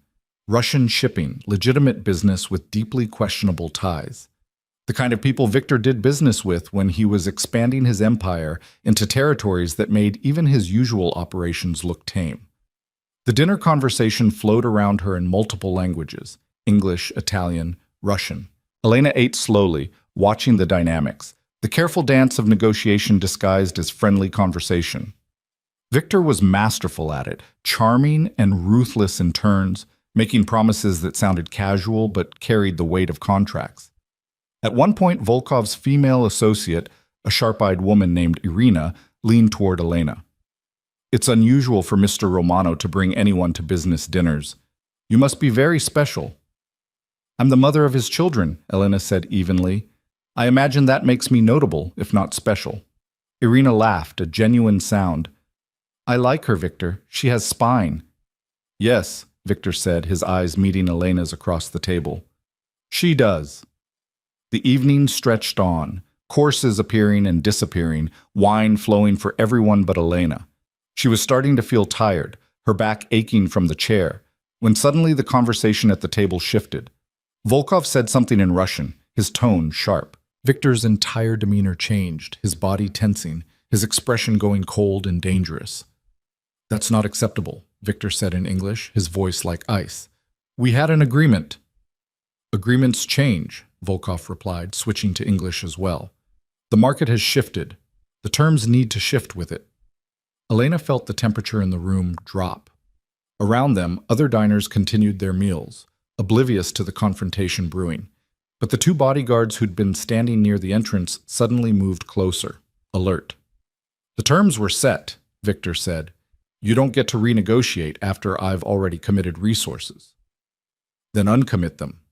Volkov's smile was sharp. "Or accept the new reality. Your choice, Romano." The tension was a living thing, pressing down on everyone at the table. Elena's heart raced. This was Victor's world, where business dinners could turn into threats, where control and power were constantly being tested. She wanted to leave, to get away from this, but moving now would show weakness. And weakness, she'd learned, was dangerous in this world. Victor's phone buzzed. He glanced at it, and Elena saw his expression shift from cold anger to something else, something that looked like alarm. "Excuse me," he said, standing. "I need to take this." He walked away from the table, his phone pressed to his ear. Elena watched him go, watched his body language shift as whoever was on the other end delivered news that made his shoulders tighten. When he returned to the table, his face was a mask. "I apologize, but I need to leave. Family emergency." He looked at Volkov. "We'll continue this discussion another time, under the original terms." It wasn't a request. It was a statement of fact, delivered with enough force that even Volkov didn't argue. Victor helped Elena from her chair, his hand gentle despite the obvious tension radiating through him. In the car, Elena asked, "What's wrong?" "There's been an incident. One of my warehouses in Red Hook. Fire, possibly arson." His jaw was tight. "Marco's team is handling it, but I need to be there." "Is anyone hurt?" "We don't know yet." He looked at her. "I'm taking you home first. Dominic will stay with you." "Victor, if this is serious..." You're more serious, you and our daughters. He took her hand, squeezing gently. I need you safe before I can deal with anything else. They pulled up to the townhouse 20 minutes later. Dominic was already waiting outside, his expression grim.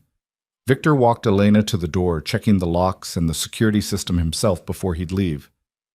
I'll call you when I know more, he promised. Lock the door behind me. Don't open it for anyone but the guards. Promise me. I promise. Be careful. Always. He hesitated, then leaned in and kissed her forehead, a brief touch that sent warmth through her entire body. Thank you for coming tonight. For trying. Then he was gone, disappearing into his car, Dominic closing the door behind her with a firm click. Elena stood in the entrance hall of her beautiful, protected house and listened to the sound of Victor's car driving away into whatever danger was waiting for him. She climbed the stairs to the bedroom, her body heavy with exhaustion and worry. The babies were active, rolling and kicking, responding to her elevated heart rate. She changed into pajamas and lay down, trying to calm herself, trying not to imagine all the ways tonight could go wrong. Her phone rang at midnight. Victor. Everything okay? She asked immediately. It was arson. Professional job. No one was hurt, thank God, but the building's a total loss. He sounded tired. We're dealing with it. Was it Volkov? Retaliation for you not backing down? Maybe. Probably. I won't know for sure until we investigate. A pause. I'm sorry you had to see that tonight. The business side of things. It's ugly. It's your world. If I'm going to be in your life, even tangentially, I need to understand it.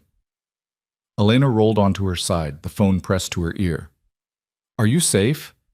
Yes, I'm always safe. That's not true, and we both know it. Silence. Then, no. It's not true. But I'm good at what I do, Elena. I know how to handle threats.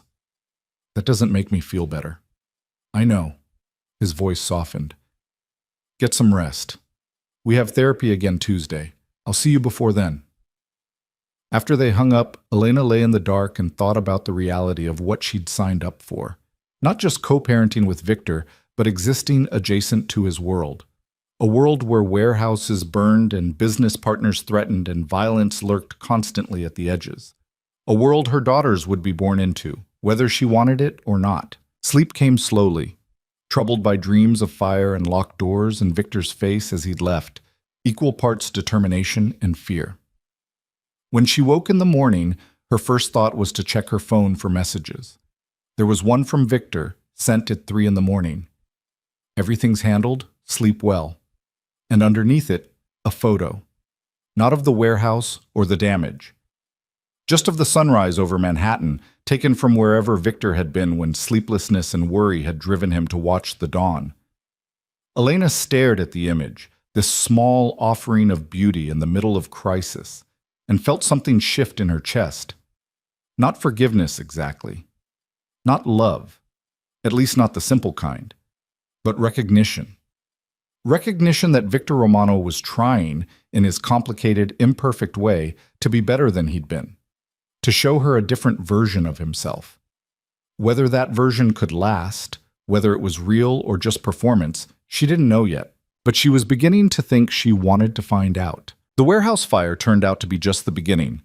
Over the next 2 weeks, 3 more of Victor's properties were targeted.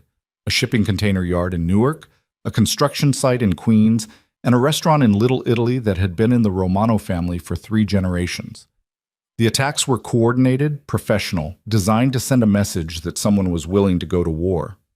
Elena watched it unfold from the relative safety of the Park Slope townhouse, seeing the strain build in Victor's face each time he visited, hearing it in his voice during their nightly phone calls.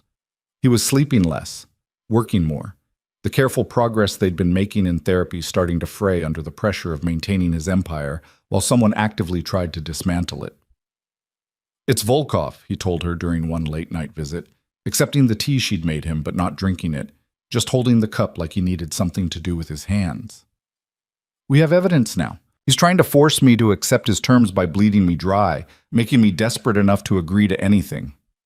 Elena sat across from him in the living room, 32 weeks pregnant now, her belly enormous and the twins so active she could see their movements through her shirt. What are you going to do? End it. His voice was flat, emotionless in that way that meant he was feeling too much and locking it all down. There are ways to handle situations like this, permanent ways. The implication hung in the air between them, heavy and dark. Elena felt her heart rate spike, felt the babies respond to her stress with a flurry of kicks. You're talking about killing him. I'm talking about protecting what's mine. Victor finally looked at her, and his eyes were hard, the warmth she'd started to see in them over the past weeks completely absent. He's declared war, Elena. You don't win wars by being reasonable. You win them by not fighting them in the first place.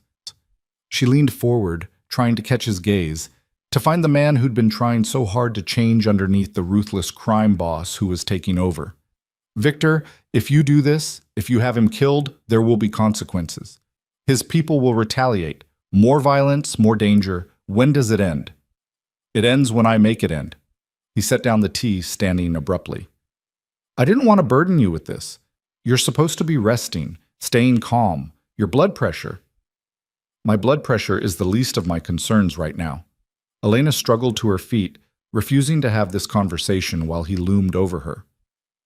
I'm concerned about you becoming the man I left again, the one who solves every problem with force and control. This isn't about control. This is about survival. It's always about survival with you. But Victor, at what cost? What kind of world are you creating for our daughters? One where violence is always the answer, where every conflict ends in bloodshed? His face darkened. I'm creating a world where they're safe, where no one dares touch them because they know what I'm capable of. You're creating a world where they grow up afraid, where they learn that love means dominance and protection means possession. Elena's voice cracked. I can't do this again. I can't watch you spiral into that darkness and pretend it's for my own good. Then don't watch. The words came out harsh, sharp enough to cut. I never asked you to be part of this side of my life. I've tried to keep you separate, to protect you from the ugly reality of what I do. But you keep pushing, keep demanding to understand, and now you're upset when you see the truth.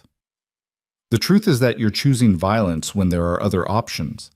You could walk away from the deal with Volkov. You could absorb the losses. I could show weakness and watch my entire organization crumble. Victor's voice rose, frustration and exhaustion bleeding through his control. You don't understand how this works, Elena. In my world, weakness is death. If I let Volkov get away with this, every other enemy I have will see an opening. They'll come after me, after my family, after you and our daughters.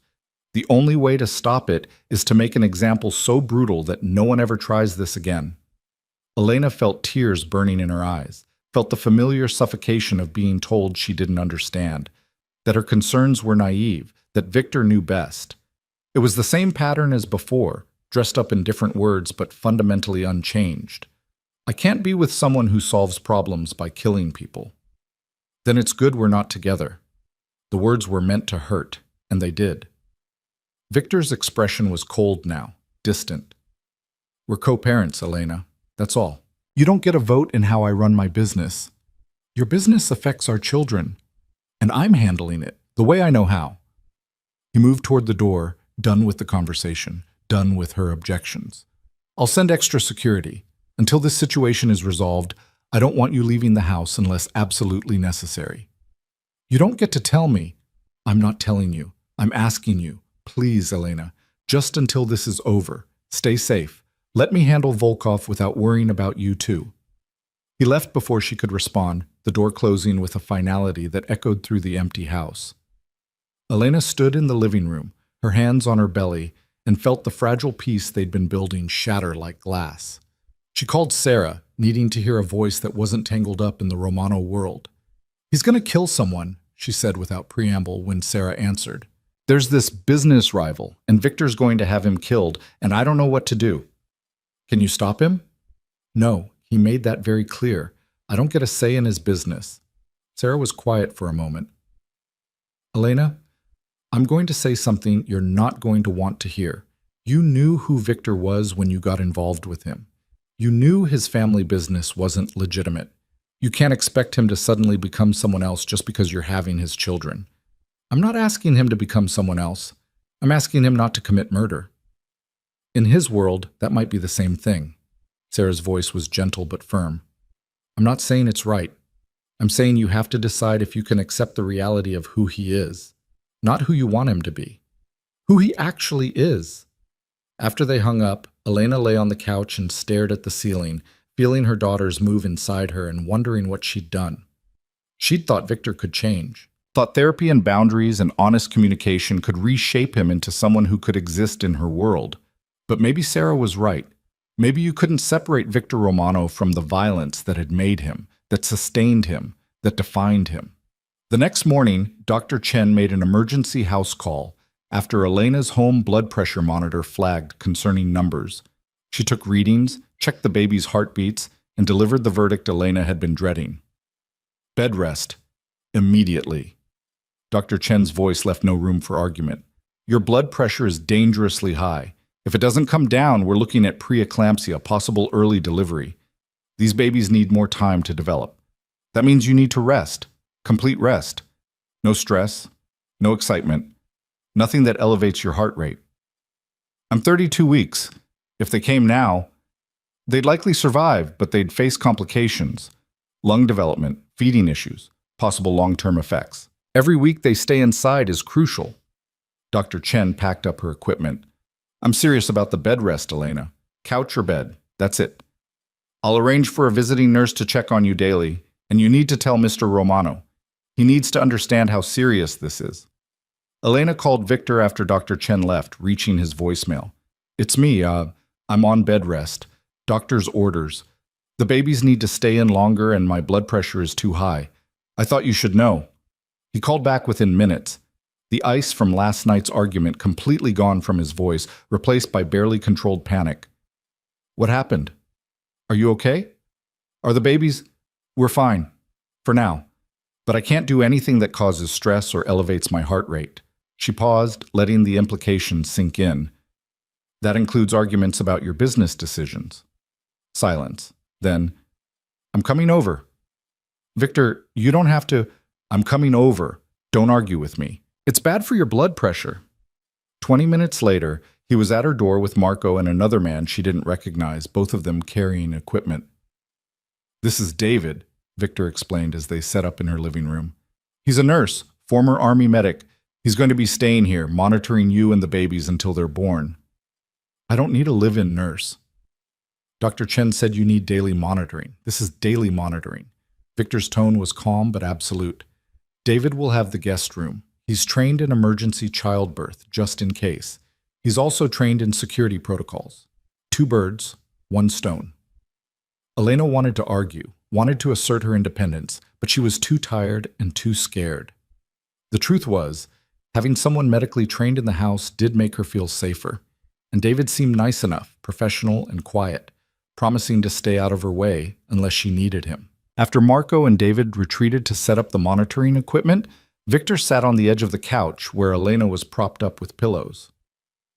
I'm sorry, he said quietly, about last night, about putting you in a position where you had to worry about my decisions. Are you still going to do it? Kill Volkov? I'm going to handle the situation. He wouldn't meet her eyes. But I'm going to try to do it in a way that doesn't involve anyone dying. There are other options: financial pressure, legal complications, strategic partnerships that cut him out. I'm exploring all of them. Because I asked you to? Because you're right. He finally looked at her, and the vulnerability in his expression was startling. I was falling back into old patterns, solving problems the way my uncle taught me to solve them, with force and fear. But that's not who I want to be anymore. Not for you, and especially not for them. His hand moved to her belly, resting gently on the curve where their daughters grew. Elena covered his hand with hers. I know this is hard for you. I know going against your instincts feels like weakness. But Victor, there's strength in restraint, in choosing the harder path because it's the right one. I'm trying to believe that. His thumb traced small circles on her belly. How are they? The babies? Active, especially at night. I think they're training for a career in kickboxing. She smiled slightly. Dr. Chen says they're healthy, just need more time to develop. Every day counts at this point. Then we'll get you every day possible. Victor stood, his expression shifting into problem-solving mode. I'm having meals delivered, prepared by a nutritionist who specializes in high-risk pregnancies. David will monitor your vitals 3 times a day. I've arranged for a massage therapist who's trained in prenatal care to come twice a week. It'll help with circulation and stress. And, Victor, stop. Elena held up a hand. This is you trying to control everything again.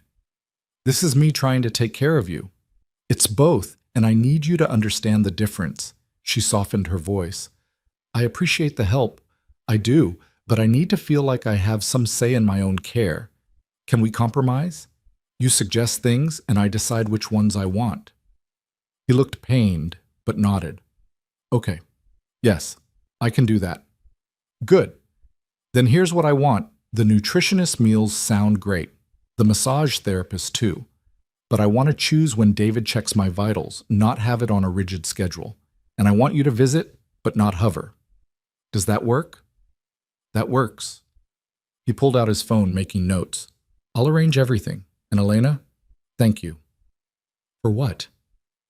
For still believing I can do this. Be better. He looked at her with such raw honesty that it made her chest ache. Half the time I don't believe it myself. But when you look at me like you're looking at me right now, like I'm worth the effort, it makes me want to try harder. Over the next week, they fell into a new routine. Elena spent her days on the couch or in bed, reading baby books and trying not to think about all the things she should be doing to prepare. David was a quiet, reassuring presence, checking her blood pressure and the baby's heartbeats without making it feel intrusive. Victor visited every evening, bringing dinner and staying to talk about everything except his ongoing war with Volkov. Their therapy sessions moved to video calls, Dr. Martinez conducting them from her office while Elena participated from the couch, and Victor called in from wherever his day had taken him. They worked on communication, on recognizing when old patterns were emerging, on finding ways to support each other that didn't involve control or withdrawal. I'm proud of both of you, Dr. Martinez said during their third virtual session. The progress you've made in such a short time is remarkable. Victor, you're learning to ask instead of demand. Elena, you're learning to express your needs before resentment builds. These are crucial skills for co-parenting. It doesn't always feel like progress, Elena admitted. Sometimes it feels like we're just barely keeping it together. That's because you are, Dr. Martinez said with a smile.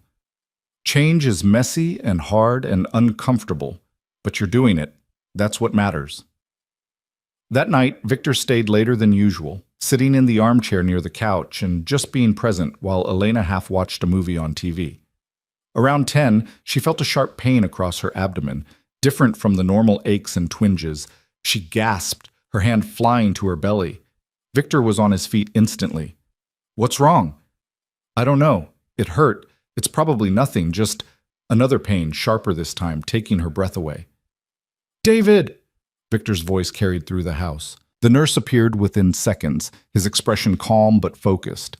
Describe the pain, David said, already pulling out his blood pressure cuff and fetal monitor. Sharp. Across my whole belly, comes and goes. Elena tried to breathe through the fear. It's too early. They can't come yet. David worked quickly, his hands gentle as he positioned the monitors. Your blood pressure is elevated. I'm picking up both heartbeats, strong and steady.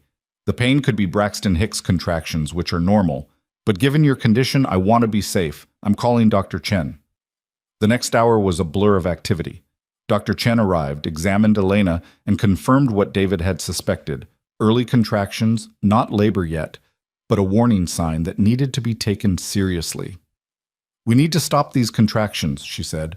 I'm going to admit you to the hospital. We'll give you medications to slow them down, monitor you closely.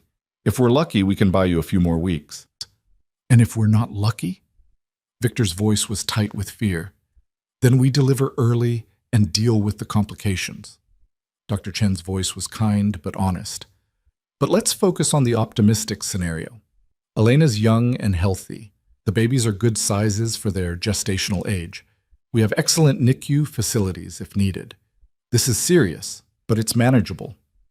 The ambulance ride to Mount Sinai felt surreal. Elena lying on the gurney while Victor held her hand and David relayed information to the EMTs. At the hospital, they were whisked into a private room. Machines and monitors appearing around her, nurses moving with efficient purpose.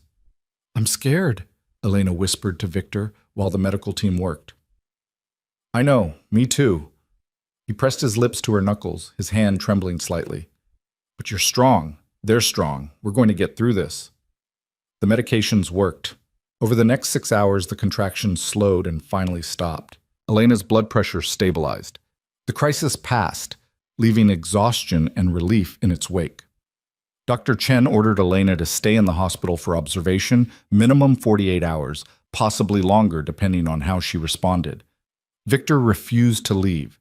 He pulled strings, called in favors, made arrangements, until the hospital allowed him to stay in Elena's room despite visiting hours, setting up camp in the uncomfortable chair beside her bed. Marco brought him changes of clothes and his laptop. He conducted business from his phone, speaking in low tones while Elena drifted in and out of medication-induced sleep. On the second day, Elena woke to find Victor asleep in the chair, his head tilted at an angle that would leave his neck aching, his hand still holding hers even in sleep. He looked younger like this, vulnerable, the lines of stress and control smoothed away. She studied him, this complicated man who loved so fiercely and so destructively, and felt something shift in her heart. She'd spent so long being angry at him, afraid of him, fighting against what he represented. But looking at him now, keeping vigil beside her hospital bed, refusing to leave despite the empire that needed his attention, she saw something else. Saw the man he was trying to become, imperfect and struggling, but genuinely trying. Victor stirred, his eyes opening and immediately finding hers. "You're awake. How do you feel?" "Tired. Sore. But okay." She squeezed his hand. "You look terrible. When was the last time you slept more than an hour?" "I'm fine." "You're exhausted. Victor, you can't help me if you collapse." "I'm not leaving you." "I'm not asking you to leave. I'm asking you to take care of yourself." She gestured to the small couch against the wall. "Lie down. Actually sleep. I'll be here when you wake up." He looked like he wanted to argue, but exhaustion won. He moved to the couch, and within minutes his breathing evened out into real sleep. Elena watched him for a while, then turned her attention to the monitors beside her bed, watching the readouts of 2 tiny heartbeats, strong and steady. "Your father is trying," she whispered to her daughters. "He's difficult and controlling, and sometimes impossible, but he's trying. And maybe that's what love looks like sometimes. Not perfect, not easy, but genuine effort to be better." Dr. Chen visited that evening with good news. "Contractions have completely stopped. Blood pressure is stable. I think we're out of the woods for now. But Elena, you're staying on complete bed rest until delivery. No exceptions. And we're moving up the delivery date. I want to schedule a C-section for 37 weeks. That gives the babies time to develop while minimizing the risk of complications." "So 37 weeks is 5 weeks away," Elena said, doing the math. 5 weeks of bed rest. "I know it's hard, but it's necessary." Dr. Chen looked at Victor, who'd woken when she entered. "Mr. Romano, she's going to need help. Round-the-clock support. Can you arrange that?" "Already done." Victor's voice was hoarse from sleep. "Whatever she needs." They were discharged the next day with strict instructions and enough medications to stock a pharmacy. The ride home was quiet, Elena processing the reality that in 5 weeks, just 5 weeks, she would meet her daughters. The townhouse felt different when they arrived, both safer and more confining. Her world was narrowing to these rooms, this couch, this bed. Victor helped her get settled, moving around the space with surprising gentleness. "I'm staying tonight," he said, not asking. "I already cleared my schedule for tomorrow, too. I want to make sure you're okay before I go back to work." "What about Volkov? The situation?" "Being handled. I took your advice, found another way." He sat on the edge of the couch. "I reached out to some of his competitors, offered them information about his operations in exchange for them putting pressure on him financially. Legal pressure. Nothing violent. It's slower than my original plan, but it's working." He's backed off. Elena felt tears prick her eyes.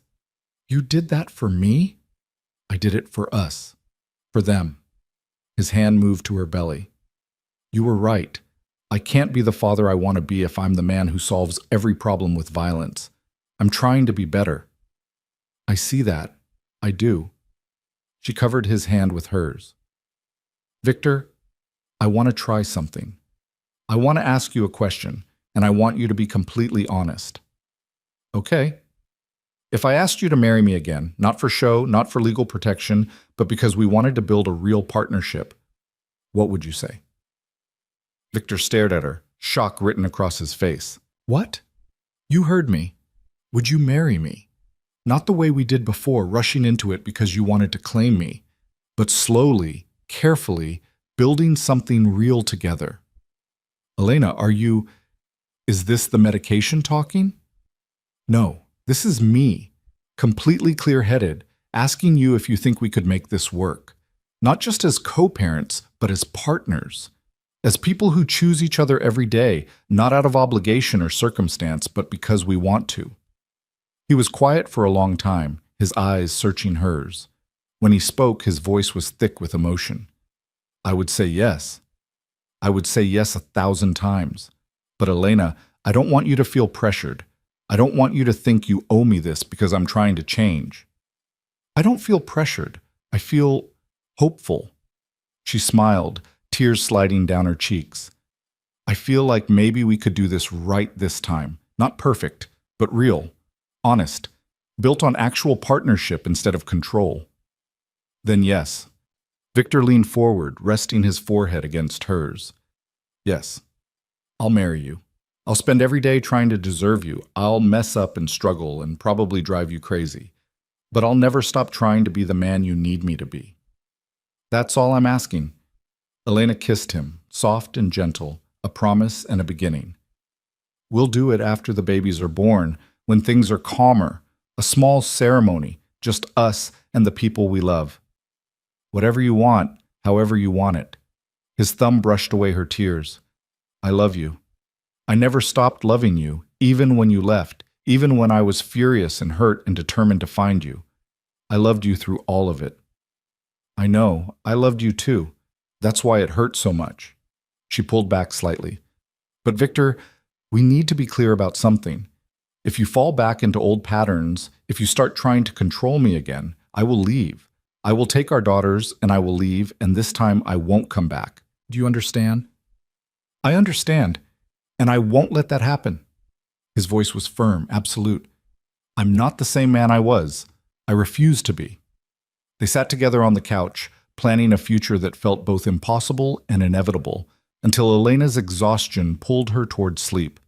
Victor helped her to bed, tucking her in with a tenderness that made her chest ache, and settled into the chair beside her to keep watch. As Elena drifted off, she felt her daughters moving inside her, these two lives that had brought her and Victor back together, that had forced them both to become better versions of themselves. In 5 weeks, everything would change again. But for now, in this quiet moment, Elena let herself believe in possibility. Believe that love could be rebuilt, that people could change, that two broken people could create something whole together. It was a fragile belief, but it was hers, and she held on to it with both hands as sleep claimed her, Victor's steady presence beside her, and 5 weeks of waiting stretching out before them like a promise. The 5 weeks passed in a strange suspension of time, each day blending into the next in a rhythm of bed rest and monitoring, of Victor's evening visits and Sarah's video calls, of feeling her daughters grow stronger inside her while the world outside continued its chaotic spin. Elena read every parenting book she could find, watched countless hours of terrible television, and learned to accept help without feeling like she was surrendering her independence. Victor kept his promise. He didn't hover, didn't try to control every aspect of her care, but he was present in ways that mattered. He brought her favorite foods, sat with her through the long afternoons, and talked about everything from baby names to the business he was slowly, deliberately reforming.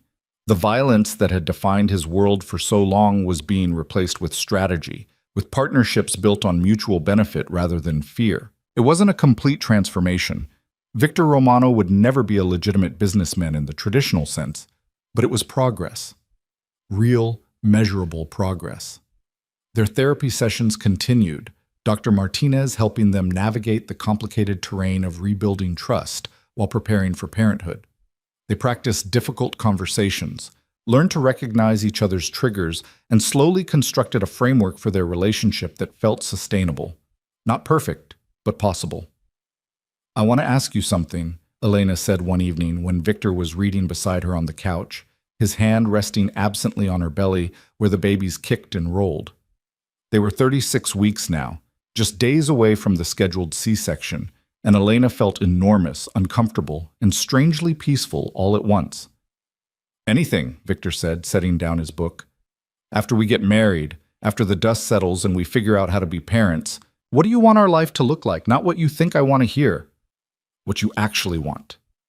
Victor was quiet, considering the question with the seriousness it deserved. "I want Sunday mornings," he said finally. "I want to wake up next to you and make breakfast while our daughters play in the garden. I want normal things, domestic things, the kind of life I never thought I could have." He paused. "But I also want to be honest. I can't walk away from the family business completely. It's not just what I do. It's who I am, how I was raised. The best I can offer is boundaries. Work stays at work. When I'm home, I'm present, completely present." "I can live with that." Elena laced her fingers through his. "As long as you mean it, as long as home is sacred." "It will be, I swear it." They were still sitting like that, connected and quiet, when Elena felt it, a sharp, unmistakable contraction that took her breath away. Different from the ones that had sent her to the hospital weeks ago, stronger, more purposeful. "Victor," she managed, "I think it's time." His eyes went wide. "But the C-section is scheduled for Thursday. It's only Tuesday. Tell that to your daughters." Another contraction hit, and Elena gripped his hand hard enough to hurt. "Call Dr. Chen, now." The next hours were a controlled chaos of movement and preparation. David appeared, calm and efficient, checking her vitals while Victor made frantic phone calls. Dr. Chen gave the order to come to the hospital immediately. The contractions were regular, progressing fast, and waiting was no longer an option. In the car, Elena tried to breathe through the pain while Victor sat beside her, his face pale but his voice steady as he talked her through each contraction. "You're doing great. Just breathe. We're almost there." "I'm scared," Elena admitted between contractions. "What if something goes wrong? What if—" "Nothing's going to go wrong." Victor's voice was absolute, brooking no argument. "You're strong. They're strong.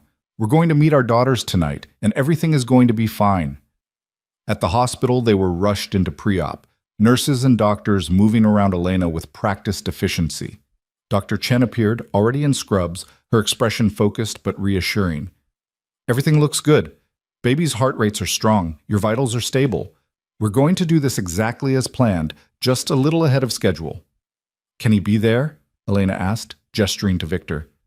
"During the surgery?" "Of course, we'll get him suited up." Dr. Chen squeezed Elena's hand. "You ready to become a mother?"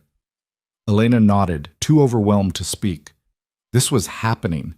After 9 months of fear and planning, of running and returning, of breaking and rebuilding, she was about to meet the two lives that had changed everything. The operating room was bright and cold, the surgical team moving with choreographed precision.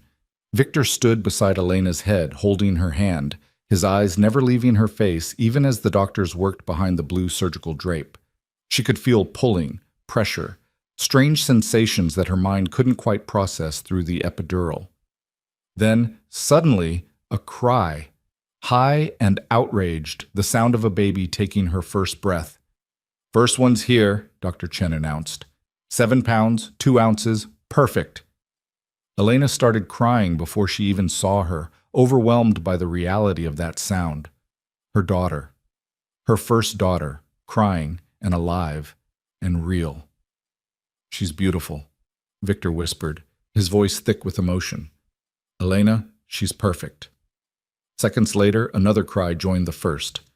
"And baby too," Dr. Chen said. 6 pounds, 14 ounces, both girls healthy and strong. The nurses brought them over, wrapped in blankets, their tiny faces scrunched and red. Elena looked at them, these two impossibly small humans she and Victor had created, and felt her entire world reorganize around them. Nothing else mattered, not the past, not the fear, not the complicated mess of her and Victor's relationship. Just these two perfect lives that were now hers to protect. "Do you want to hold them?" the nurse asked. Elena nodded, unable to speak. They placed the babies in her arms, one on each side, and she felt Victor's hand on her shoulder, felt him leaning close to see. "Hi," Elena whispered to her daughters. "Hi, babies. I'm your mom, and this is your dad. We're so happy you're here." Victor made a sound that might have been a laugh or a sob, his free hand coming up to touch each tiny head with infinite gentleness. "They're so small," he said, wonder in his voice. "How are they so small and so perfect?" The surgical team finished their work, wheeling Elena to recovery with Victor walking alongside, refusing to let go of her hand. The babies were taken to the nursery for routine checks, and for a brief moment, Elena and Victor were alone in the recovery room, processing what had just happened. "We have daughters," Victor said, as if testing the words. "2 daughters." "We do." Elena felt exhausted and exhilarated, her body aching, but her heart so full it hurt. What should we name them? They discussed names endlessly over the past weeks, but never settled on anything definitive. Now, having seen their faces, having heard their cries, Elena felt like she finally knew. "The first one, the one who cried first, what about Isabella?" Elena suggested. "It means devoted, strong." "Isabella Romano." Victor tested it, then smiled. "I love it." "And the second?" "Sophia. It means wisdom. I want them to be wiser than we were, to make better choices." "Isabella and Sophia." Victor leaned down and kissed Elena's forehead. Perfect names for perfect girls. When the babies were brought back, clean and swaddled and sleeping peacefully, the nurse showed Elena how to nurse them, helping her navigate the awkward coordination of feeding twins. Victor watched, completely absorbed, asking questions and taking mental notes like this was the most important business meeting of his life. "You're going to be a good father," Elena said softly, watching him watch their daughters. "I'm going to try." He looked up at her, and there were tears in his eyes. "I never thought I'd have this. A family. Love that wasn't complicated by power and control. When you left, when I thought I'd lost you forever, I convinced myself I didn't deserve it anyway. That men like me don't get happy endings. Maybe this isn't an ending. Maybe it's just a beginning." Elena shifted carefully, mindful of her incision. A complicated, messy, beautiful beginning. The first night in the hospital was a blur of feeding schedules and diaper changes, of learning to recognize which baby was which by the subtle differences in their features. Isabella had Victor's dark eyes and a tendency to cry louder when she was hungry. Sophia was quieter, more observant, with Elena's nose and a surprisingly calm temperament for a newborn. Victor refused to leave, sleeping in fits and starts in the chair beside Elena's bed, jumping up every time one of the babies made a sound.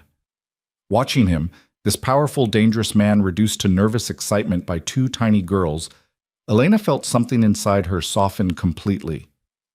He was trying so hard, not just to be a good father, but to be the man she needed him to be, the man he wanted to be.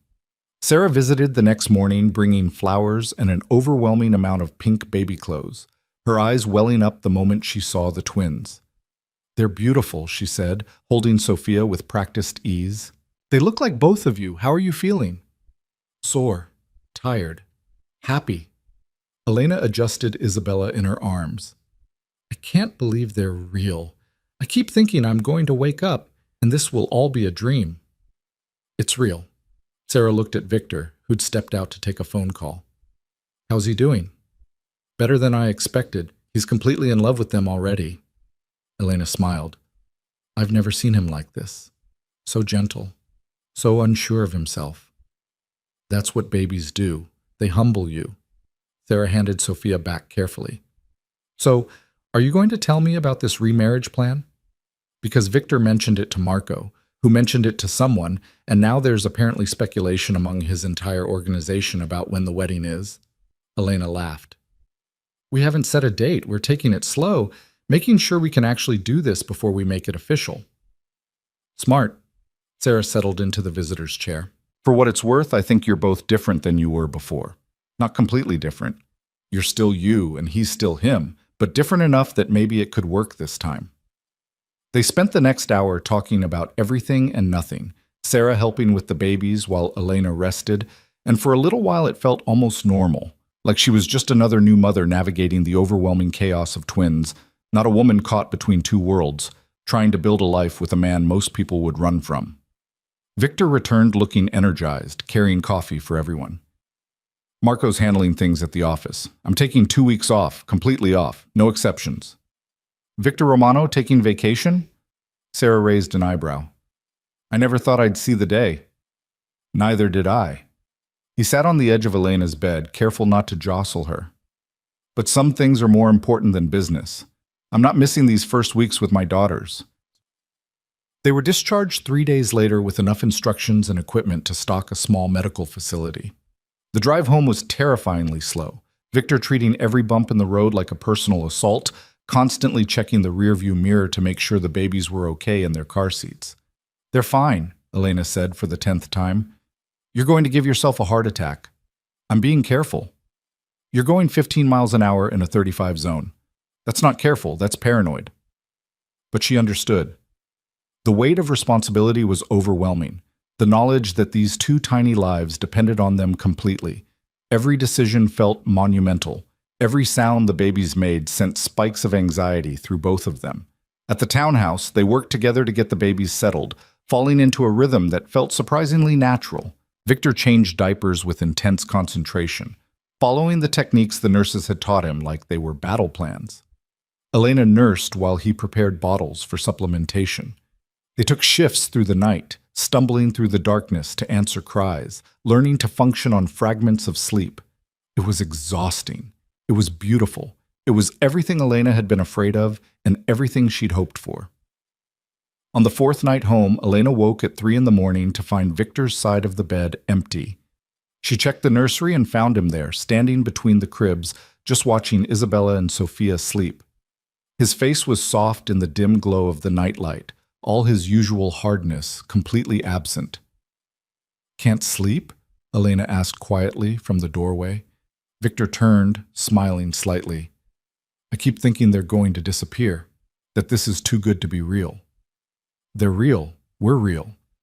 Elena crossed to him, wrapping her arms around his waist from behind. This is your life now, Victor. Our life. I don't deserve it. His voice was barely a whisper. I don't deserve you or them or any of this. The things I've done, the person I've been. Stop. Elena moved around to face him. You're not that person anymore. Or maybe you are, but you're also this person. The one who takes 2-week vacations to be with his daughters. The one who changes diapers at 3 a.m. The one who's trying every single day to be better. That's the Victor I'm choosing. That's the father they're going to know. He pulled her close, careful of her still healing incision, and held her like she was the only thing keeping him grounded.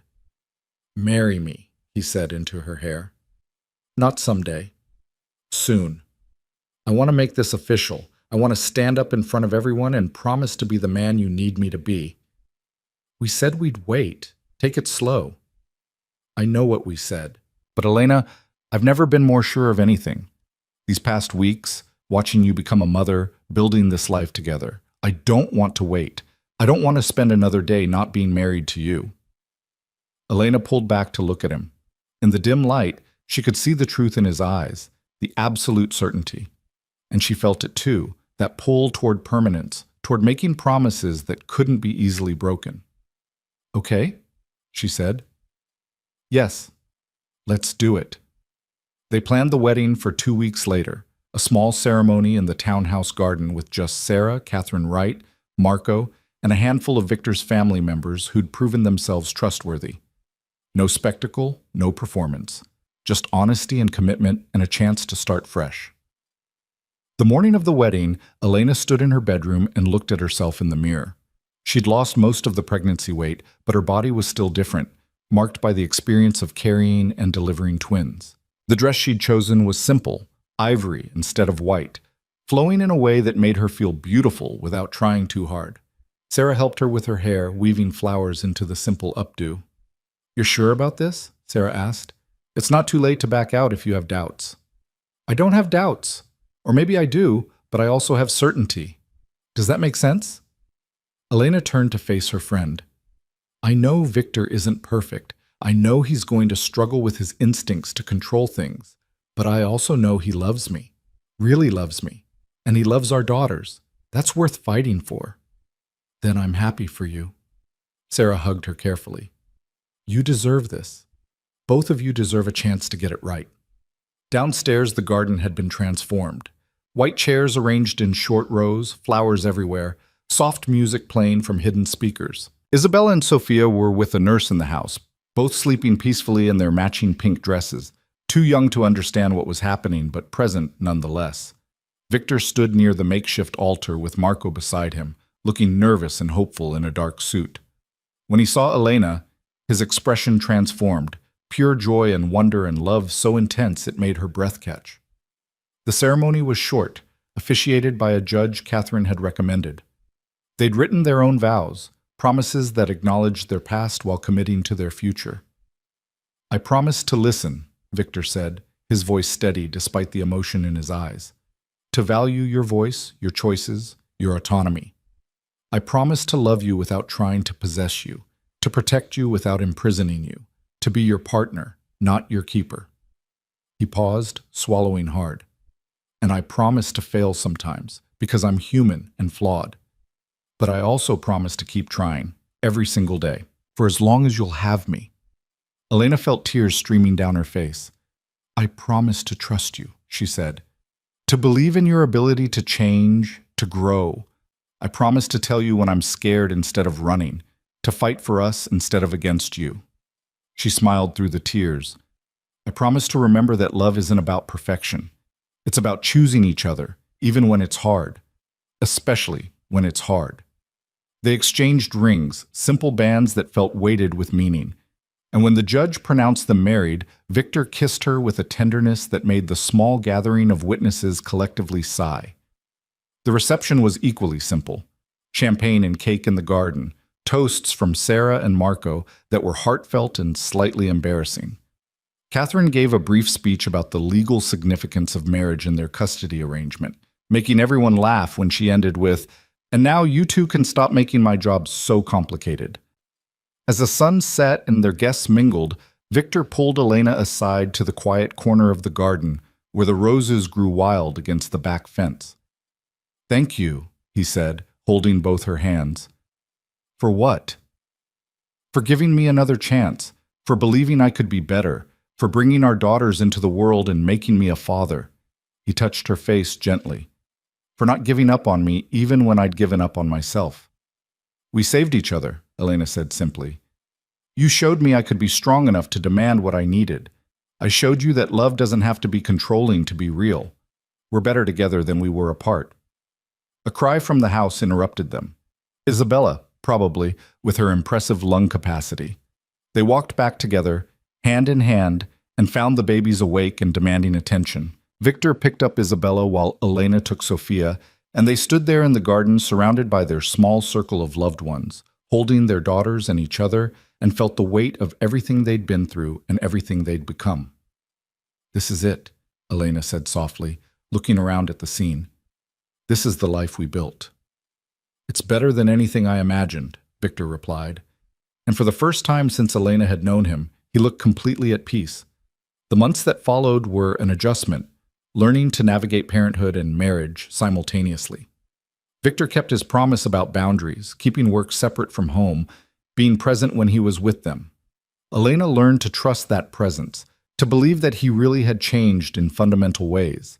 They had fights, of course, disagreements about discipline strategies, about security protocols around the babies, about 1,000 small things that felt monumental in the moment. But they also had Dr. Martinez, who helped them work through conflicts before they became crises. They had their commitment to honesty, to saying the hard things before resentment could build. They had the memory of what they'd almost lost, keeping them humble and grateful. Isabella and Sophia grew fast, hitting milestones that made Elena's heart ache with how quickly time was passing. Their first smiles, their first laughs, the way they seemed to recognize their parents' voices.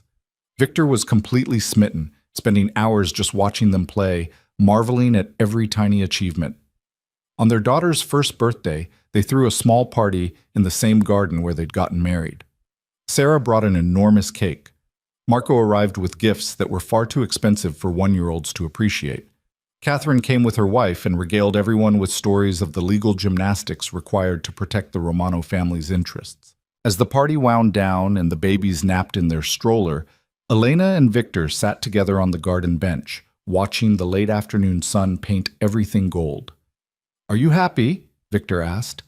It was a question he'd asked often in the past year, still seeking reassurance that she was choosing to stay, that this was what she wanted. "I'm happy," Elena confirmed. And it was true. Not the simple, uncomplicated happiness of fairy tales, but something richer and more real. The happiness of building something meaningful with someone who understood her completely, of watching her daughters grow in a home filled with love and laughter, of having fought for this life and won. "I never imagined this," Victor said, echoing her thoughts. "A year ago, I was alone, running an empire built on fear, convinced that was all I'd ever have. Now I have you. I have them. I have a family." "You have a choice," Elena corrected gently. "Every day you choose to be this person instead of the person you were. That's what makes it real." "I'll keep choosing it." He pulled her close. "Every day. For the rest of my life." Inside the house, Isabella started crying, quickly joined by Sophia. The synchronized wake-up that Elena and Victor had learned to recognize. They stood together, moving toward the sound with the practiced ease of parents who'd learned to function on minimal sleep and maximum love. This was their life now. Not perfect, not simple, but wholly, completely theirs. Built on honesty and hard work, on forgiveness and faith, on the belief that people could change if they wanted it badly enough. As Elena lifted Isabella and Victor picked up Sophia, as they soothed their daughters and smiled at each other over their small, dark heads, Elena felt the last piece of her fear dissolve. This was real. This was lasting. This was the family they'd built from the wreckage of their first attempt. Stronger and truer because of everything they'd survived. "I love you," she said to Victor, the words as easy as breathing now. "I love you too," he replied. "All three of you. More than I knew it was possible to love anything." And in that moment, surrounded by the chaos and joy of their daughters, standing in the garden where they'd made their promises, Elena and Victor Romano weren't a crime boss and his escaped wife anymore.